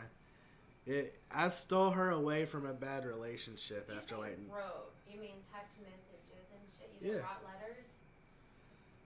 No. Kentucky setting in on you. I know. Write letters. Because That I'm would. halfway deep in the drink. Yeah, we are. That would have been much more romantic. Lovely creatures in the body of our bottles. What does that mean? Jesus. I don't quite understand that. Just drunk poetry. Have a couple more of those. And you'll see. Wait, go on about. No. Yeah, we didn't write like pen and paper or anything, but we exclusively only wrote, and then like 6 months in, we started FaceTiming. But I was like head over heels about her. Like she was chill as shit and everything. I was like, you need to leave. And we moved in quickly, but I mean, we had been talking like 9 months at that point, and like he basically was like, I'm going to South Carolina or North Carolina. You need to figure something out. And I was like, see, he's trying to get us together. She's like, I'll figure out what to do. Let's come move in with you. Fuck yeah. Yeah. And so that's pretty much what happened. So I never swiped on Tinder. Huh? How long's that been? That's 5 years ago. Yeah, that's amazing, man. 5 years. Never made it that far. Not the. I mean, same here, dude. Any relationship before this is like a year and a half max. Yeah. And that was a long ass relationship. You know what I'm saying? I mean, it is what it is. I'm not opposed to them. You know, you meet the right woman, you just click with this energy, and the next thing you know, you've been together for 5 years. Yeah, it's been a flash, You know, like yeah. so. It I know happens. someday I'll find it. It's obviously not today.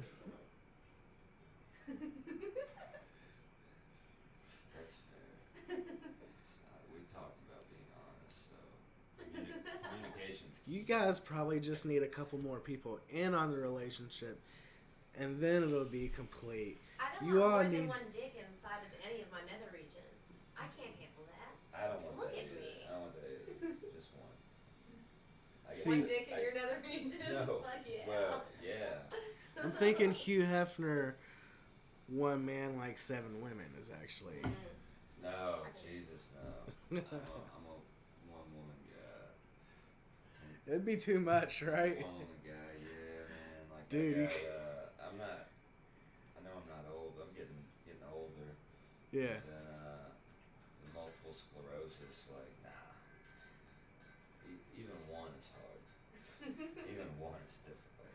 I see these people juggling multiple relationships. I'm like, that alone in my life without work or hobbies or anything else would wear me the fuck out, dude. It's too much. I'm not saying it's for all of them, but everybody I know that does the open relationships, right? Multiple relationships. I know some people that like, yeah, And swing and that's stuff, have a good time. It's a bonding thing for them sometimes. Like, I'm not knocking the open relationship. It's just not my thing. I don't have enough mental capacity to compress all of that information to understand what's going on with multiple people. I get jealous. Well, a lot of most of the people I personally know that do that, it's like they're juggling 4 relationships, like you said. Like, how do you do that? Oh my god! And then the rest of their life around them is just terrible. But I mean, fuck yeah, if you're going Yeah, out to have a good I'm just saying time, the fuck people yeah. that I know.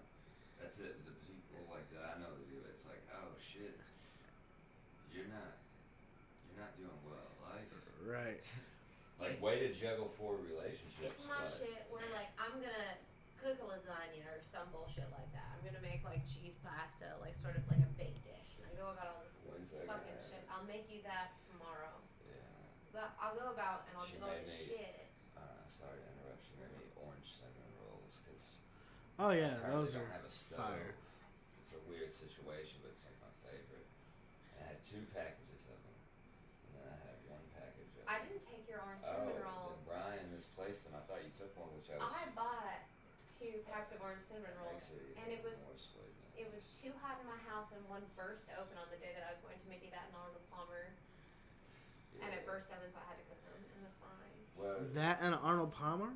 I made him Arnold Palmer from scratch. I don't think you've had I that. had a small bit of it, but no, every time I said I'm gonna drink it. I don't. I like Arnold Palmer's. You gotta stir it up first. Yeah, it's shoved behind some things. But the orange rolls, she comes over with a picture of Arnold Palmer she made, and I love orange rolls. I currently don't have an oven. I don't have a stove right now. It's a weird thing. I didn't sell it. Yeah, it's like, oh, your background of What? You're in recovery. Something happened recently, but Bake it up. She came over with this heart-shaped dish with fucking orange rolls in it. It was That's love. It was amazing. It was I really enjoyed those. Food is love, man. Arnold Palmer. I'll try to remember tonight. Also, my memory. You know, the MS. See, mine's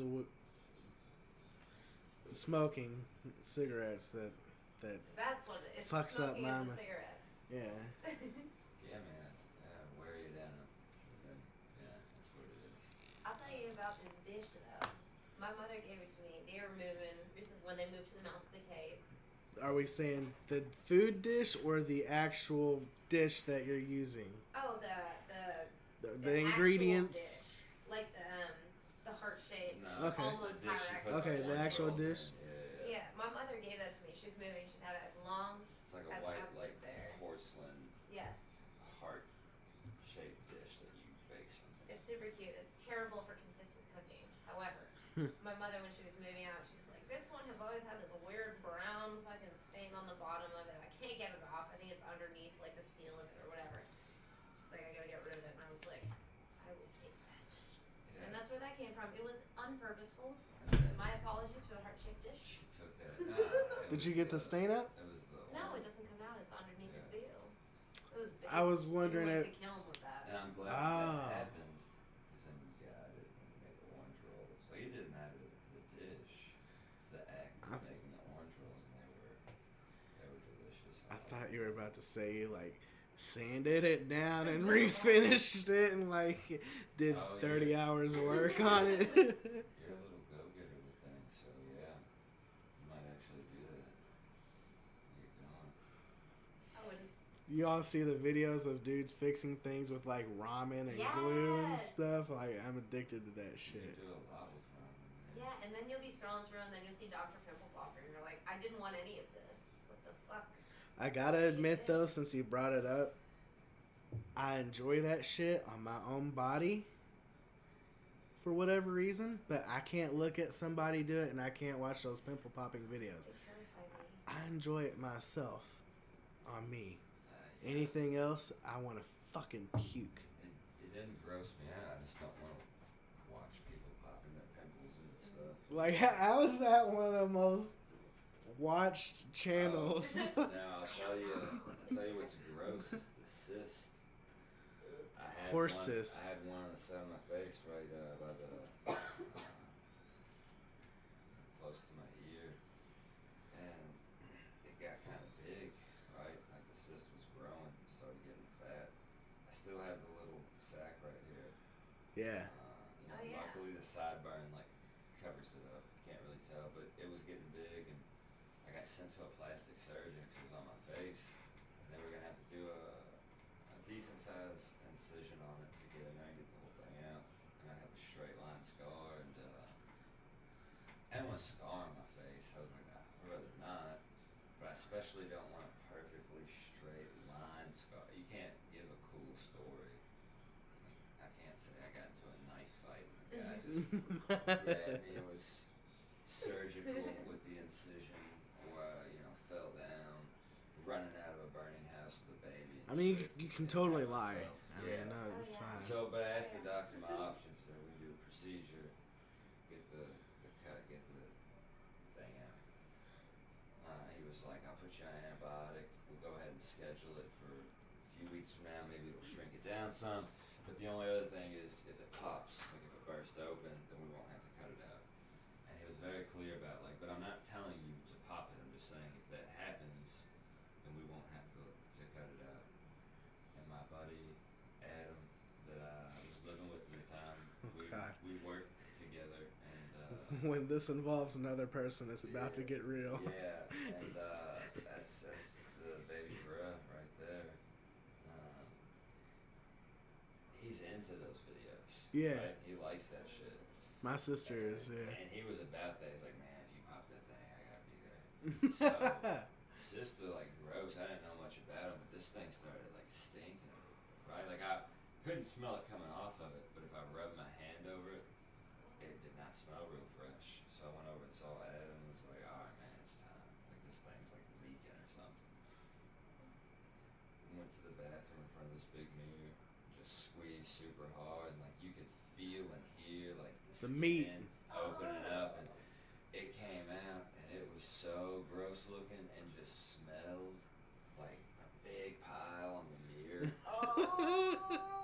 of just this, like, 3-month-old sour milk looking stuff, and had this disgusting smell, and there was so much, and it just goes whoosh and sprays and hits hard, and so I didn't have to get it removed. Still got the little sack though. That's gratification. I don't know, like, I wasn't like, oh, this is great. I was just like, for me, that's like a relief.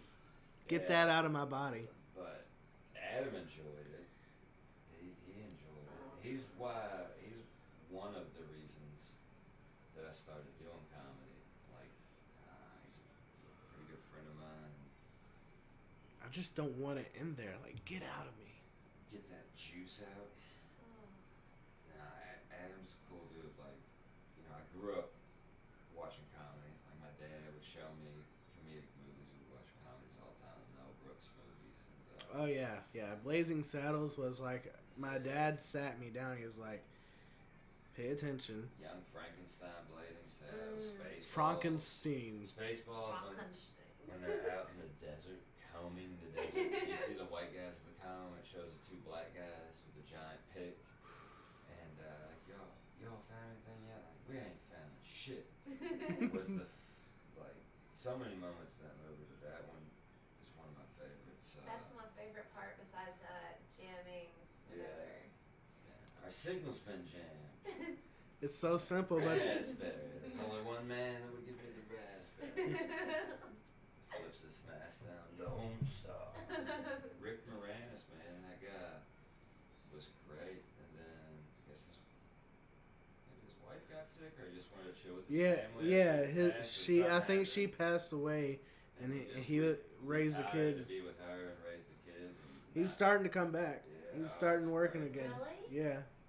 I think he's gonna redo Honey, I Shrunk the Kids. Big part of my childhood right there. Fucking for real right now? And if he's in it, it's gonna be good. I think they're either continuing.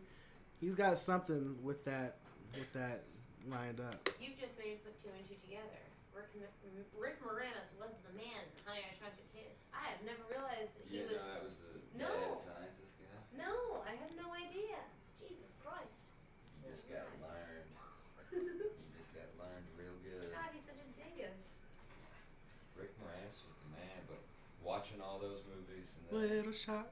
yeah, He's Steve in it. Martin. Yeah. Then he would play specials for me. Like, we'd watch some and he would talk about people, and, like, you know, obviously the comics were I was exposed to, like Carlin and Pryor and stuff, the classics. Yeah. Dad. Red Fox. Yep. Like Rodney Dangerfield. Just all these guys, and Lenny Bruce is one of my all-time favorites. I saw him when I was younger and thought he was funny, but looked so cool, laid back and casual, and then just like smooth and great timing. You know, before he started pushing the envelope about just reading court cases and shooting dope. But he was a big fan, or I was a big fan. So yeah, grew up doing, like, watching comedy, like, loved it. SNL. And My dad would SNL. always let me stay up late to watch SNL with Yeah. him as a little kid. And that was a big deal. My dad would do the same thing, and you Yeah. felt pumped that you're gonna stay up late, and you're Yeah. like, I'm with my dad, we're up late. And, SNL was another one then. 90s of that stuff.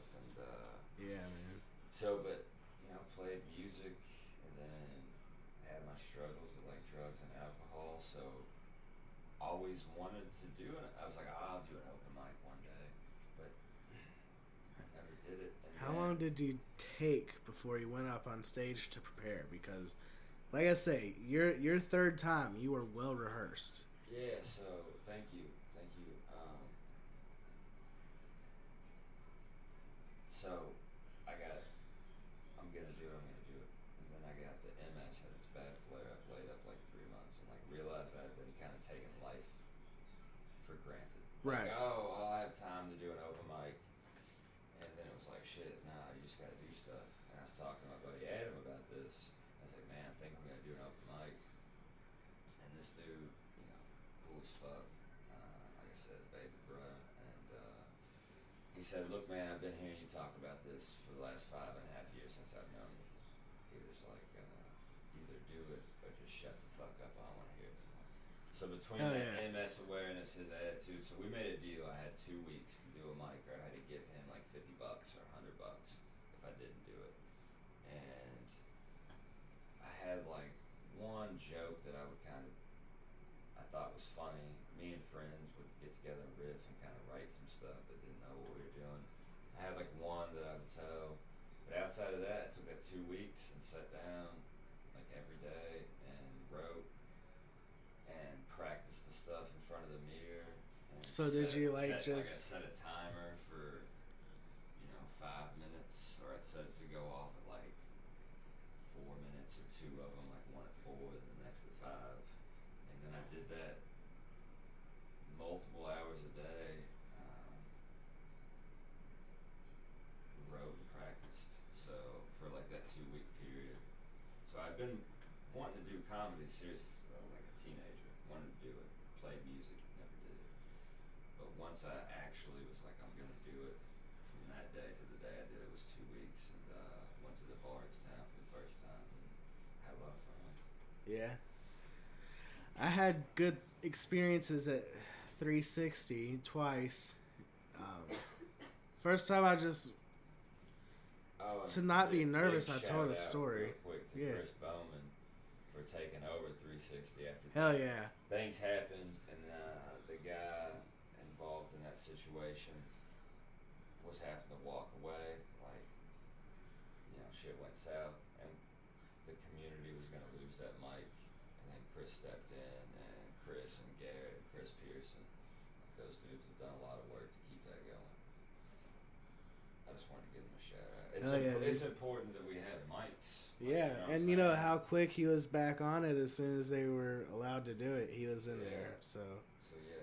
But everybody hates, a lot of people hate on his little troupe or whatever, but hate on him and for the location, with that pre-existing party, when all he did was take the mic over. Right, so it's not. We didn't lose it. He got a lot of baggage with taking that over. Yeah, which that's a bummer. It's a really strong thing to do. If you're nervous about that sort of a deal, like people are gonna fucking not think I'm dope as fuck. I'm gonna take over just to help people in your community who are trying to do the same shit. That's fucking awesome. Chris is a good guy. Yeah. He's a strong dude. Like, Chris is cool. So yeah, him taking something like that on, I would see that. I've known Chris since I've started, and he's been nothing but cool and sweet. Like my second month in, he took me to premiere some local horror movie, like the director, local guy, and a friend of Chris's. We're like I'm like a month and a half into comedy, and he had extra tickets to the premiere at the Palace, and was like, hey man, you want to go for free? And that was really cool. We had a good time. I don't really care for the movie, but we had a good time. Right on. So you were at Cafe. Yeah. Storytelling. Yeah, I went there twice. First time I just told a story, to like, that way I know where I'm going with it because it's my very vivid memory, so I can go along that, and I riffed. And then the second time I had something rehearsed, and what was his Danny something or another? What was his name? It was a Danny Hux. Danny Hux. But I've only met Danny via Skype during the quarantine. Like he moved before I started. Right. Like right before I started, he moved. So we've only only met via Skype in like a group kind of writing session. Dude. Okay. Yeah, fuck it. I air my shit, I guess. I went to Bardstown, and I was excited, and he was talking to me outside. He was like, "Oh, you're excited?" I'm like, "Yeah, third mic. I'm ready to." And he's like, "Dude, you know you're gonna bomb, right?" And I'm like, "Well, I've done all right my past 2 times." He's like, "No." He's like, "Look, you're gonna have to eat it on the chin, and it's probably gonna be tonight." I'm just like, "Damn, dude." What a pep talk. Thanks. Like he was just so negative. Like I'm sitting out there, and I'm like, well, even if it goes bad, at least I'll have the experience. He's like, "Yeah, but when you're in that situation, you're going to be anxious and everything, and you're not going to be able to think about what you're doing wrong." He Hannibal lectured you. Yeah, dude. He was like, he was just, and I was like, and I realized what the fuck he's trying to do get in my head. I'm just like flabbergasted too, because I'm like, why would anybody do that to a new comic their first time at a spot? Oh, Like, you're going to fuck it. That was my Good luck. first mic was the Bardstown. So my friend Adam that got me into it, but I didn't want any other friends to come. I wanted to see if I could make strangers laugh. And the worst thing happened. Like I did pretty good. I got laughs. It's an open mic, but I got some laughs. And the minute I walked off the stage, it was like, wow, I'm doing this. yeah. Like every day. But there were 2 guys there talking to me outside right before the mic started. And I didn't say, hey, this is my first time doing an open mic. I didn't tell the host that. I didn't get up on stage and do that. Just wanted to do the stuff I had. And these guys are talking to me. Like, hey, man, we haven't seen you. You knew. And it's my first time. And one of the guys said he was about 3 weeks in. 3.5 weeks. He's no longer doing it though, and he was like, "Don't worry, man. I've been doing it 3.5 weeks." He was like, "You're gonna bomb. You're gonna bomb." I bombed. He was like, "I didn't even get to do all my time. I walked off stage." He's like, "It took me like 4 or 5 mics." That's a different vibe. Like, that's yeah, not trying to bring you down. Well, It's like, don't worry about but it. he's telling me, he was like, "So you're gonna be fine." He's like, "I still haven't done my full 5 minutes, but I finally got a laugh the other day." He was like, "But just know, like, it takes a while to get laughs." And then this other guy was like, "I've been doing it for a few years." Was that Toy, by the way? Yeah, it was Toy. Yeah, and he was coming from like a genuine place. Yeah. He's a good Andy man. Toy. Yeah. No, Andy was cool. I liked hanging out with Andy. Plus, I would tell him this. He's a like, sweet guy. That guy had more balls than any other comic I knew. For Yeah. The fact that he tried every mic, like he would sing a song or do a character. He tried every style of comedy, anything to try to get it to work.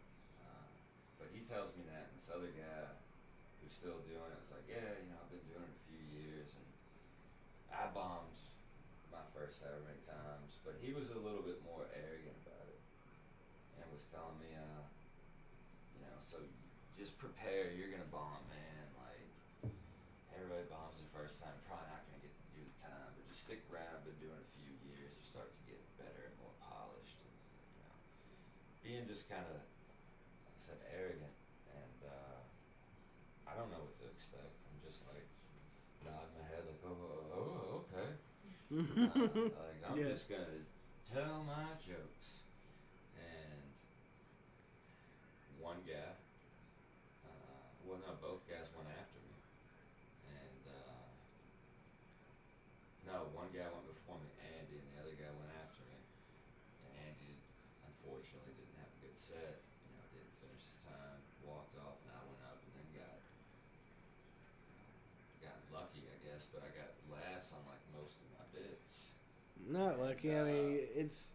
And then I had to sit down next to Andy afterwards, and this guy who was just like, "Don't worry, I bombed forever," and then just went up and bombed hard. And it's like, yeah, it's my first time, and then did, pretty well, I suppose. And then the other guy, though, I got joy out of this one. He went up after me, and he did terrible, and I just felt so good about that. Dude. I felt so good because he was just a dick, and I was like, my first time. When I went to Kill Tony, man, I was out front. I did. It sounds bad, like arrogant or whatever, but it just, like, you talked down on me, and you were rude. There's nothing better than proving somebody wrong. And it, like, proving him wrong was awesome. That was a big part. But just him, even if I did terrible, but then he did terrible, it was just like, oh, man, you fucking ate it. You're garbage. And then the fact that I got to prove him wrong. You didn't have to win. What made it even better. It was like, I was so good. You didn't have to win as long as he loses. Yeah. I feel it. I'm cool with that guy now. Like, he's cool. I understand this on multiple levels. Like, my job is not, like, coinciding in the same exact way that, like, doing comedy and shit is as well or whatever. But, like, I know there's some shit where someone's like, you're doing this, you're gonna fuck it up, you're gonna do real bad. And the first time out of 15, you actually do a goddamn good job, and you're like, I know this is good, but it still sucks. Yeah. It still sucks, but I at least fucking showed up. This motherfucking asshole said I was going to suck ass. You might be sucking ass later that night on something else. On someone else. However, you did it once that right time, and it's fucking great. I gave you a ride here, right? So you're coming with me. I'm giving you a ride home. Yeah. Got it. Yes, please, dear. The mics Give me a ride after home. that did not go well. Like the whole night? No, I'm saying the mics after that did not go well. That I did after that mic. Oh, that all the night. mics that I know?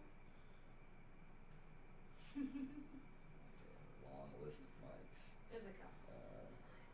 But they didn't go super hot. But that first one, I was all about doing comedy, wanting to do it before I did it. It was like, I'm gonna fucking do this. Like, no matter what happens, I'm gonna fucking do this. But then getting some laughs and then having the host not know it's your first time and be like, don't know who this is, but that's great. Right. Now, like, making a little comment just makes you feel really good. And that was the worst thing that could have happened, because after that I was like, well, I'm just writing jokes, going to every mic I can go to. Like, this is It's a good like, thing, this is my man. life now. Like I say, I proved somebody wrong, and it felt good at Kill Tony in Columbus, Ohio, and I was trying to make friends out in front of the venue. Like, hey, we're all here, guys. You know, isn't this great? Like, yay, we're about to be hopefully maybe on the podcast. Well, you know, let's go team. You know, fucking just super hyped, and these dudes just kind of like, we're kind of like, man, what's this guy up to? Like, yeah, dude. Like, I asked, I'm like, are you here to do, you know, go up? Are you here to get on the list? And he's like, yeah, man. Like, everybody is. Like, he's like, you know, it's just a weird vibe. You know, you can feel people out. You can tell when they're trying to rain on your parade. Be super dismissive for no Right. fucking reason. And you know, that dude sent behind me, and then I had a guy beside me that was like kind of like talking shit because I had like my book there. I was going over all my shit, and then fucking I get up there twice because they brought me back up, and that dude could not fucking look at me because I went in at like an hour and 45 or hour 15 minutes. He was like the second one up, and he was basically like trying to tell a story, like, and fucked his shit up, and then got roasted. I can understand I kind of got that. roasted. Like, doing longer bits, like, I'll do some longer ones or some storytelling.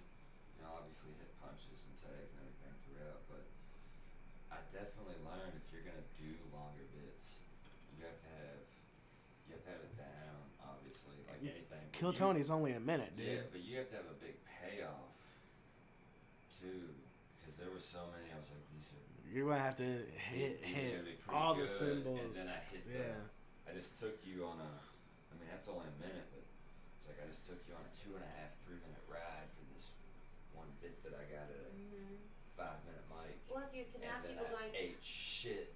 Like, There's no better you were feeling like, when that I'm happens. I'm with you for this 3-minute long bit out of 5 minutes. Like, not a good choice. And then you hit the punch, and then they're like, you just made me sit through That happens a lot at open mics. That happens a lot. Like, you get to the end and you're like, ah. Yeah, but that's what those are for, you know? Yeah. Go in and get your reps, man. I don't think I told you. I think I remembered this from like a long distant past memory yesterday. I was telling your roommate, but I remember I saw Wayne Brady when I was like 13 years old for some Dope. reason. It was cool. It was at the Cape Cod Melody Tent. It was fucking tight as shit. But I remember there was one particular thing he did where he sang a song that was about how clowns are finding him in the middle of the night and they're stalking him while he sleeps. The entire time I was just getting these. I had already heard the stories about my aunt there with Bill Cosby, not in the same Whoa. way, not in that way, but with him. It runs And- deep, man. Yeah, and just like his song about the clowns stalking you as a child, like from a child's perspective. I was a child at the time, and I was like, nothing about this is good. But I think it's a lot of perspective. Even when you bomb, I think like people who can at least appreciate what's happening in the meantime will still enjoy it regardless. Yeah, you don't have to get. That's the weird thing about comedy too. Is like sometimes you don't have to get uproarious laughter to make an impact on people, and so like, and also the silence, even when it's supposed to be fucking silent, can disturb you.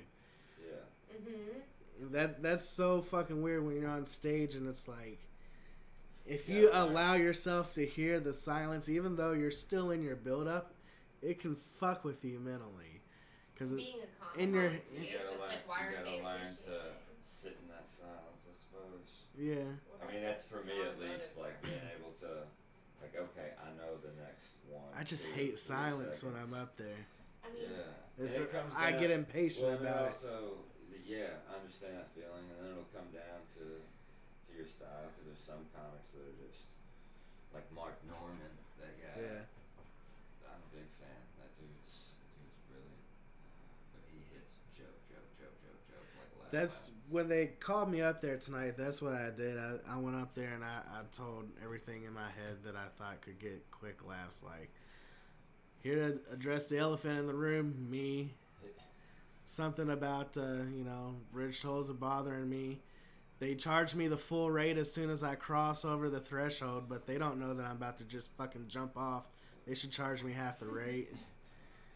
Shit like that. Because they're never gonna get it anyway. I He jumped think off they the bridge. Yeah, it's all over. Yeah. Or like I should get a refund. Shit like that. That's that girl from Mississippi who was up tonight. I thought she was wonderful. She was telling jokes about Winnie the Pooh, which I identify. I love Winnie the Pooh as a child. How she didn't need drugs to fucking go home and get the beehive and fill it with honey. Yes, I was exactly. like, I thought she was wonderful. But in the same way, no one was fucking cracking their shit up at her. No. I just had to go out after and be like, dude, are you my new friend? Because Right. I hope so. Because this is Does all she live in sadly. Louisville, or is she traveling? No, she traveled here. She's Oh, going back cool. on, I think tomorrow night. She's going back to Mississippi. I'm like, stay. that's a fun thing about comedy is the traveling, coming, going. Traveling, you get to meet some cool people. And Yeah. she's never met the people she's staying with before. It's a dude and a chick. They were up there tonight. I think it was the host and his Christian. wife. Yeah. Really? I Christian believe put her so. up in his house? Or, Yeah, you heard or a couple maybe it days was ago. Andrew? Andrew and his girlfriend. Hell yeah. I don't know. Either way. They're chasing their goal. They have their thing, loose dog comedy, and they have their skits and shit. Yeah, There. that's cool, man. Things about great about comedies. There's so many avenues, so many Yeah. ways you can do it. Well, like I say, There's no wrong way to do it, other than if you're not funny. right. Yeah, that's bottom line. Has to be funny. We're interesting. I mean, just chase dreams, man. Do whatever you want. Like I say, I got this, but I also want to do a party cast where I set up multiple cameras in a house and just have a party and focus in on different things through the night. I like that idea. Have And a bunch then- of people over and not tell them there's cameras in the house. And Oh. Oh no, they Oh God, I'd get busted for so many things. I mean, I kind of already do that, but Yeah. no, Only in the bathrooms, Right. right? Yes, I Then I also have another one that I want to do called Crash Cast, where people come from out of town and stay with you. You talk to them. Yeah. Okay. Yeah. That's a cool one too. I mean, it's a good thing. You get to know comics. Plus, if you have a spot to put them up, save them on something. Unless they're getting a room or a condo or whatever in the club they're working at. The idea is I'm gonna wall mount that TV. Yeah. And then get a futon in over here. Okay. So then it can convert up, become a couch, be out of the way enough for two people to get here. Yeah. And then they can hold out for a bed. Yeah. That's a solid plan. Yeah, I had some stuff booked to do some traveling until COVID hit, but getting to a few more clubs, doing a little bit more work in the clubs, and it's real cool, man. Luckily, there's been some people in Louisville that good. Thank you. have You can have whatever you want. have like taken me, kind of took me under their wing from the start, like Will McKenzie, Devin Coy, Ashley Nicole, Ryan Riker, Tyler Walls. Those are all solid people. Like Devin's hit me up randomly, like just to check on me if I had some negative shit to say on Facebook. Yeah. Ashley fucking always throwing those. She's the sweetest, Devin. It's my dog right there. They're all good. Like they're all very funny. Let's talk about pieces of shit. And yeah, no, I'm just kidding. I got a few of those, but I'm trying to whatever. I don't. Wouldn't that just be fucked up? A podcast like about talking shit. About pieces of shit. Like shit, comics would do great. Because I've noticed all the comics just run their mouths from the internet. Talking shit's great. But those people saw me very early, like a month in at Wix. And Ashley gave me her spot. I never met her, but we knew a mutual person. She gave me some tips on things, and then she was doing Wix. She's like, "Well, you can just do my spot at our next show." I was like, "Oh my god, sweet!" And did Wix, and like just afterwards, they came up to me, and they were all. Not only did I think they were all funny, because they all went up that night. Well, I saw Ashley prior to that; she didn't go up, but they were all just really sweet, cool people. And that's the thing. It's important. It's cool to be friends with funny people and funny comics and hang out with funny comics, but it's more important to hang out with just better people. Yeah, Even man. if it's a comic who's not that great, but they're a cool person. Like, I don't give a shit if you're not the greatest person on stage. That's your shit. You're just a good person. Yeah, like you're cool to hang out with. Dude, it took me until my mid-20s to figure out that I should keep my circle to like decent people and shit, and just like I grew out of, like I wasn't into drugs in the same way, but like I was into hanging out with like people that have warrants always, and I've done every psychedelic, I've done everything but crack and meth. Like, I played around with everything. Yeah, I never did meth. So, I mean, I did about everything. Heroin, Oxycontin heroin. Percocet, Lord. Yeah, we were listening to that earlier, a little white. Morphine patches and profit grabs.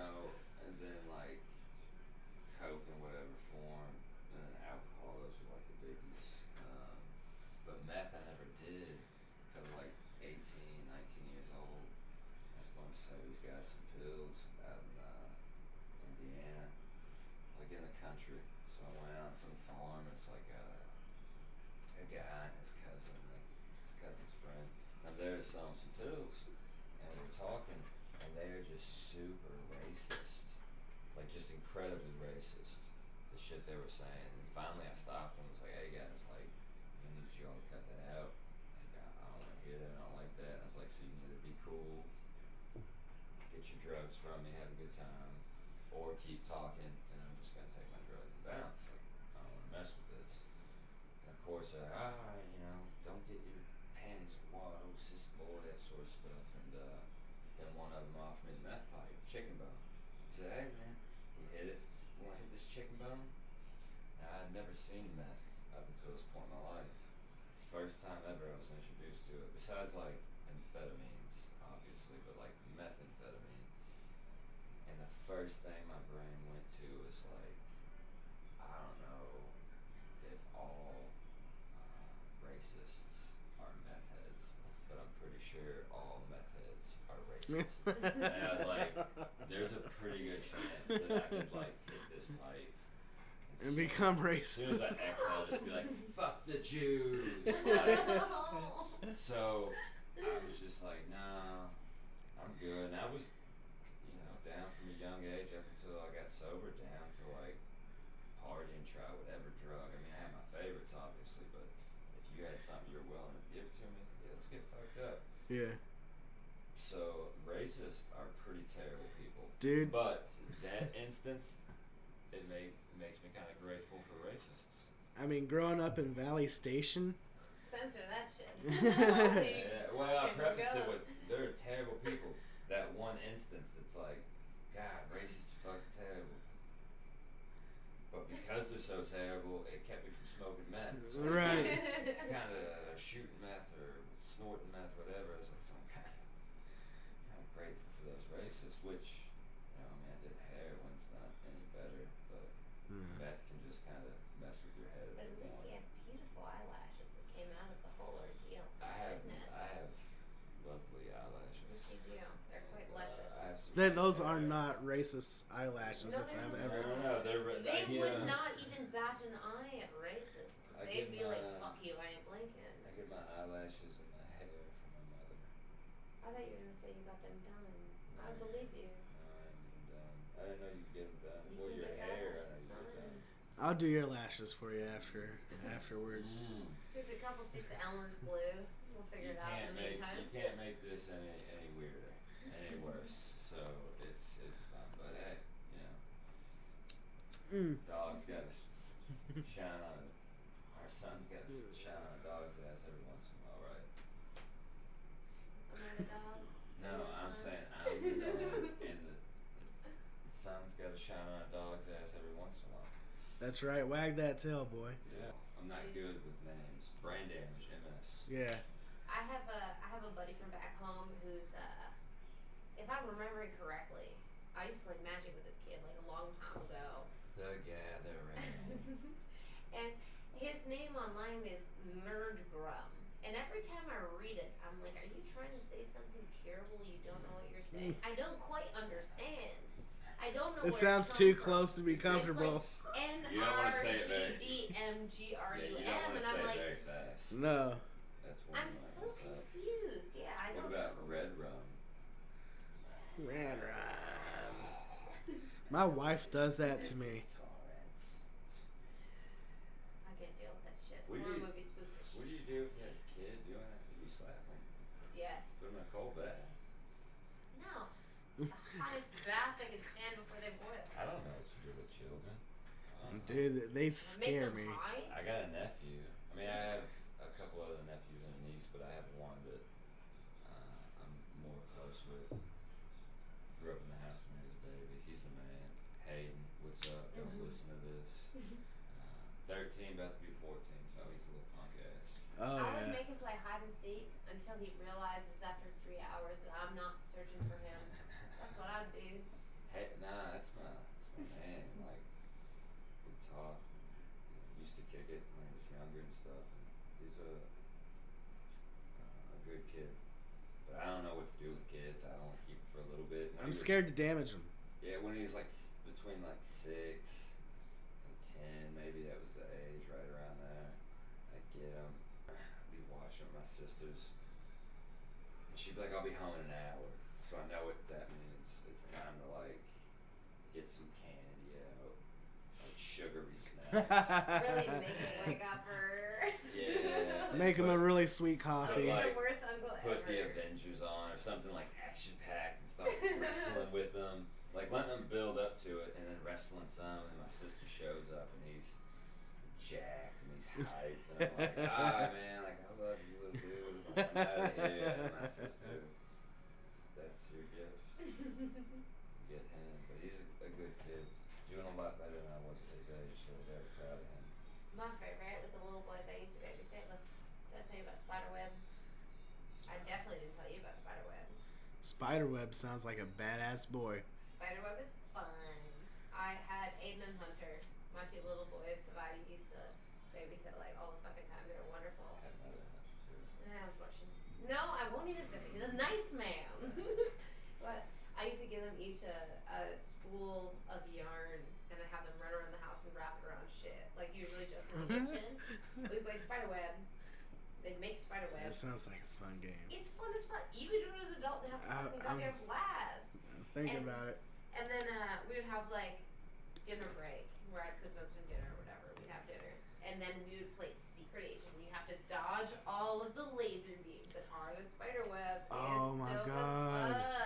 I could like set that up and then have the wife come home and like get to bed and the whole hallway's just like. And her heart is just pounding as fuck by the time she gets back. Or you should just home alone in the house on the way to the bedroom. Paint can straight to the face. Straight paint can, like just booby trapping the house. Hot doorknob. Yeah, she comes home. Stupid. And then you're not there anymore because she's dead. She took paint can. Yeah, she can't identify if you or the other man or Danny DeVito. She has no fucking idea.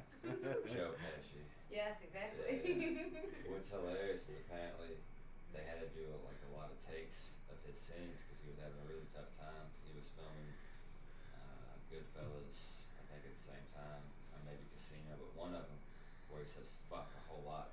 Both of them say a lot, so, and then his character's like, what the fuck you fucking mean? I'll fucking kill you. Fuck you. And then he's having to like go and shoot Home Alone. And, This fucking kid. yeah. And it was like, Fucking Macaulay. yeah, this is the house we're gonna hit Mark. Fuck! Like, where'd that come from? Yeah, have you guys seen any or heard any of the podcasts that Macaulay Culkin has done recently?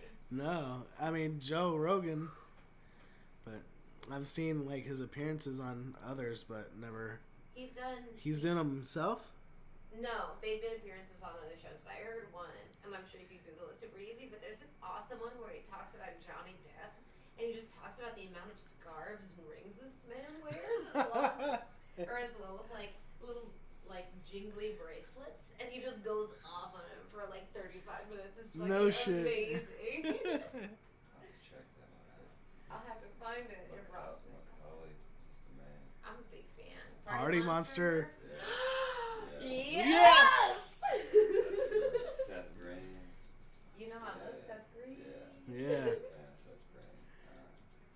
But yeah, hopefully this COVID stuff off the subject holds. Like, I mean, it's obviously not going away, but Macaulay Culkin is a hopefully- stable genius. yeah, hopefully Macaulay survives and makes it through. Dude, I want to be his angel when I grow up. Macaulay Culkin's angel. I want him to paint my blood on his walls. I'm just, That's deep. I'm He just probably looking would, too. forward to- Can't wait for it. Looking forward to comedy, like up and rolling, full steam.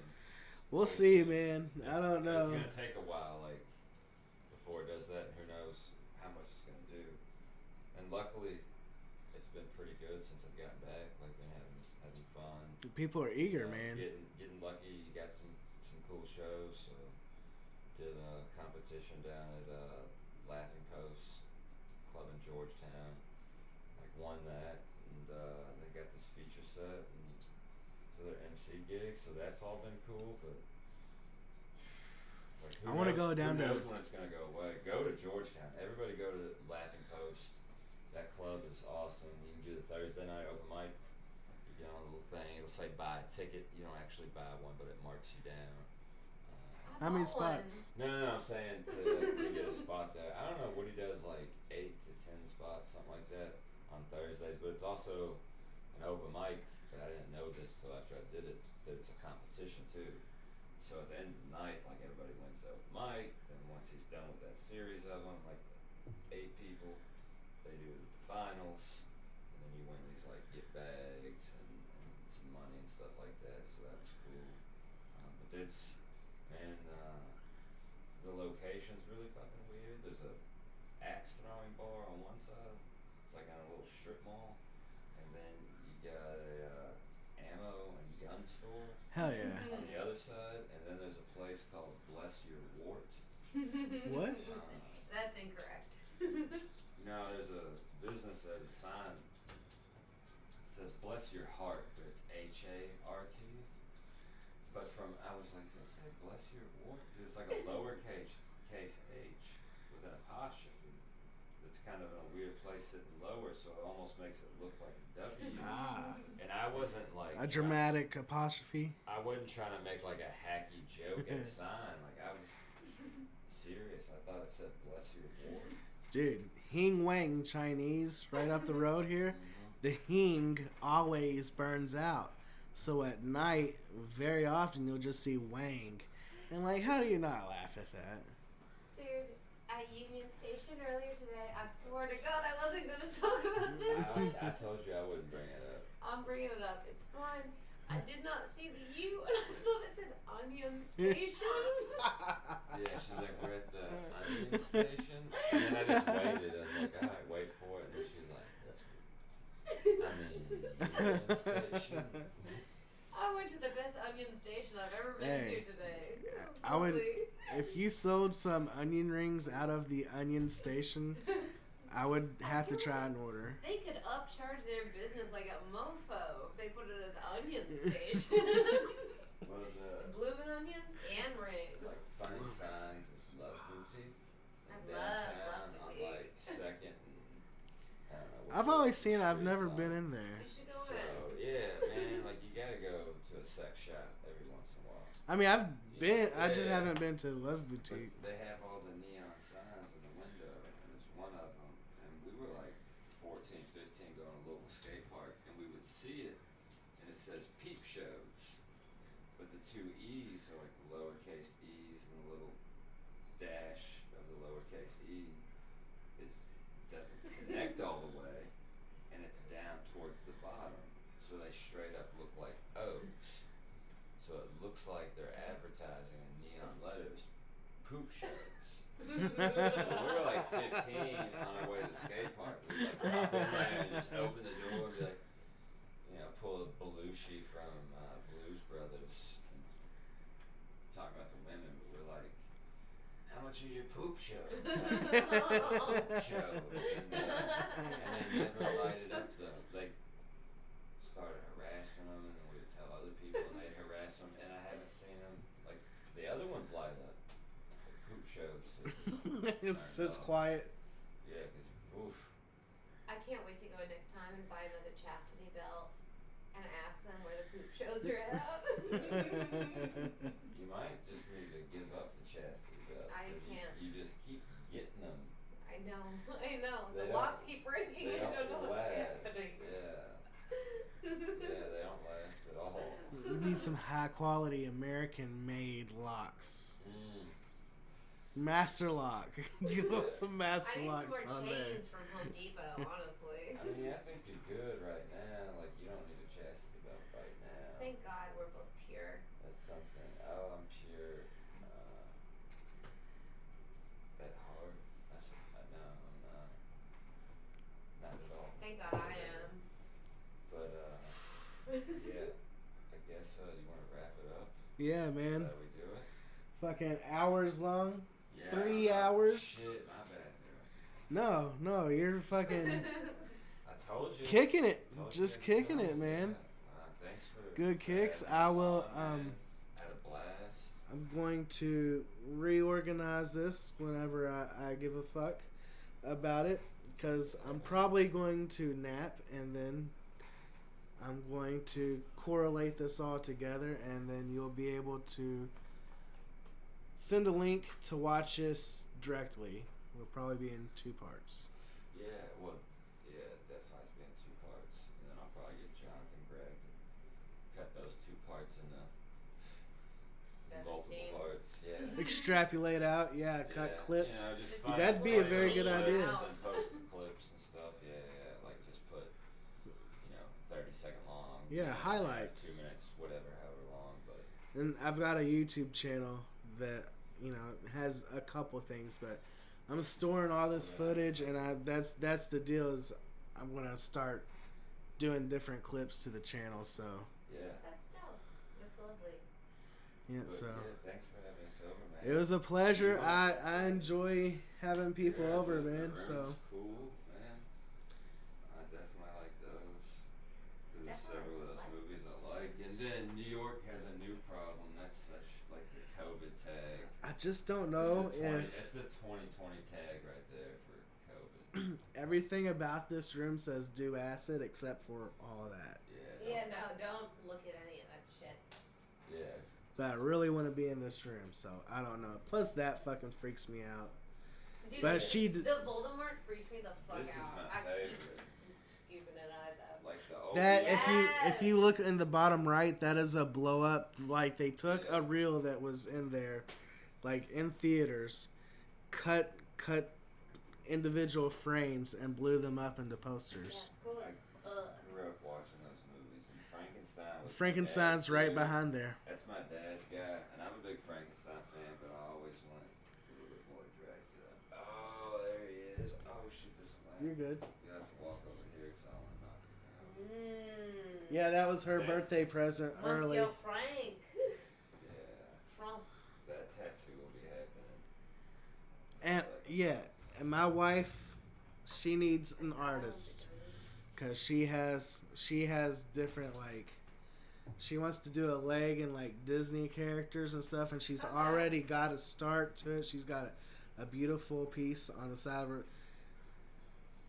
You'll have to meet and see and do one. She's going to get one soon, probably for her birthday, something like that. So Okay, cool. Well, I have bring some one business. sticker. Unfortunately, I have only the shitty stickers left. But they say my name on them. She could look at my shit online and she's like, "Fuck yeah!" Eventually, I might want to get something done by this person. I do a lot of color shit or whatever. I don't do so much realistic shit. No one wants that from me. I don't want to do it for any Portraits and shit. Yeah, you don't want to fuck with all my that. boss Lee does that. I don't need to fuck with that shit. That's stress, isn't it? I feel bad. Gatros is so good, and I'm having them type 6 letters, not type. Why type would you? 6 letters. No, he'll love it. Yeah. Well, I was like, man. He love it for what it I is. was like, I want you to do it because your issues too. So, and then my mother brought it up again today. So I'm going next Friday, and she was the cool one. My dad was the one that had an issue, but now she's. She want to get it too? No, she was like, I don't think you need to be getting fuck tattooed on you. Come to think of it, I was like, is it your body? She ain't never Do seen you my toes. Do you have MS? No, I'm getting fuck MS. Fuck yeah, dude. Yeah, it's not like I'm getting on my neck. That would be pretty dope though. Or your jawline. Yeah, just fuck MS up under there. Eyelids, fuck, and then MS. Yeah, just Fuck. walk around bumping Mother into Teresa. stuff. Just eyebrows off, and that's what it says all the way across. I'll get FTW right here. Right there. FTW. Fuck the winner. You don't Yeah. always be the loser. F12, ACAB. Okay, baby. Yo, you know what I got hit up for earlier today? What's that? This chick is like, I've seen what you've done online. I know how to get in contact with you. She sends me an email saying that she knows how to get in contact with me. But she's like, I don't want to bring a cop car on my ass. But Loki, it's on my ass. And I was like, Yeah, do it. that's what you meant when you said it's on my ass the first time. It's fucking fantastic. I'm gonna get FTH right here. Fuck the heat. Nope. Hearth. Nope. Fuck. Hewitt. Fuck this Hoosier. I will. Yeah. I will. Please, you gotta put please after it. Yeah, fuck this. No, that's what I say. I'll get please. Yeah. But the thing that's gonna ruin it is I'm gonna have a question mark at the end. Fuck this Hoosier. Nah. I'm getting it as a No, I'm just statement. saying, please. Yeah. Fuck this Hoosier. Get it with Espanol, like beginning and ending, like exclamation points. I'll just say PWAZ question mark. PWAZ. It's please. Please. It's disgusting. Or I thought you were gonna do some Spanish lines. Mi pantalones en fuego para ti. My pants are on fire for you. Yo no soy compadre. I have no idea. I don't know. Je m'appelle Grace. I It's took moi. 3 years of French. All right, guys. Well, Speak of the that was it. Yeah, man. Appreciate Thanks it. I had a blast. Yeah, sorry. Thanks for at least letting me join in for Yes. no fucking Again, sorry reason for at all. going so long. We're so just to late. hang out. Yeah, we were just chilling and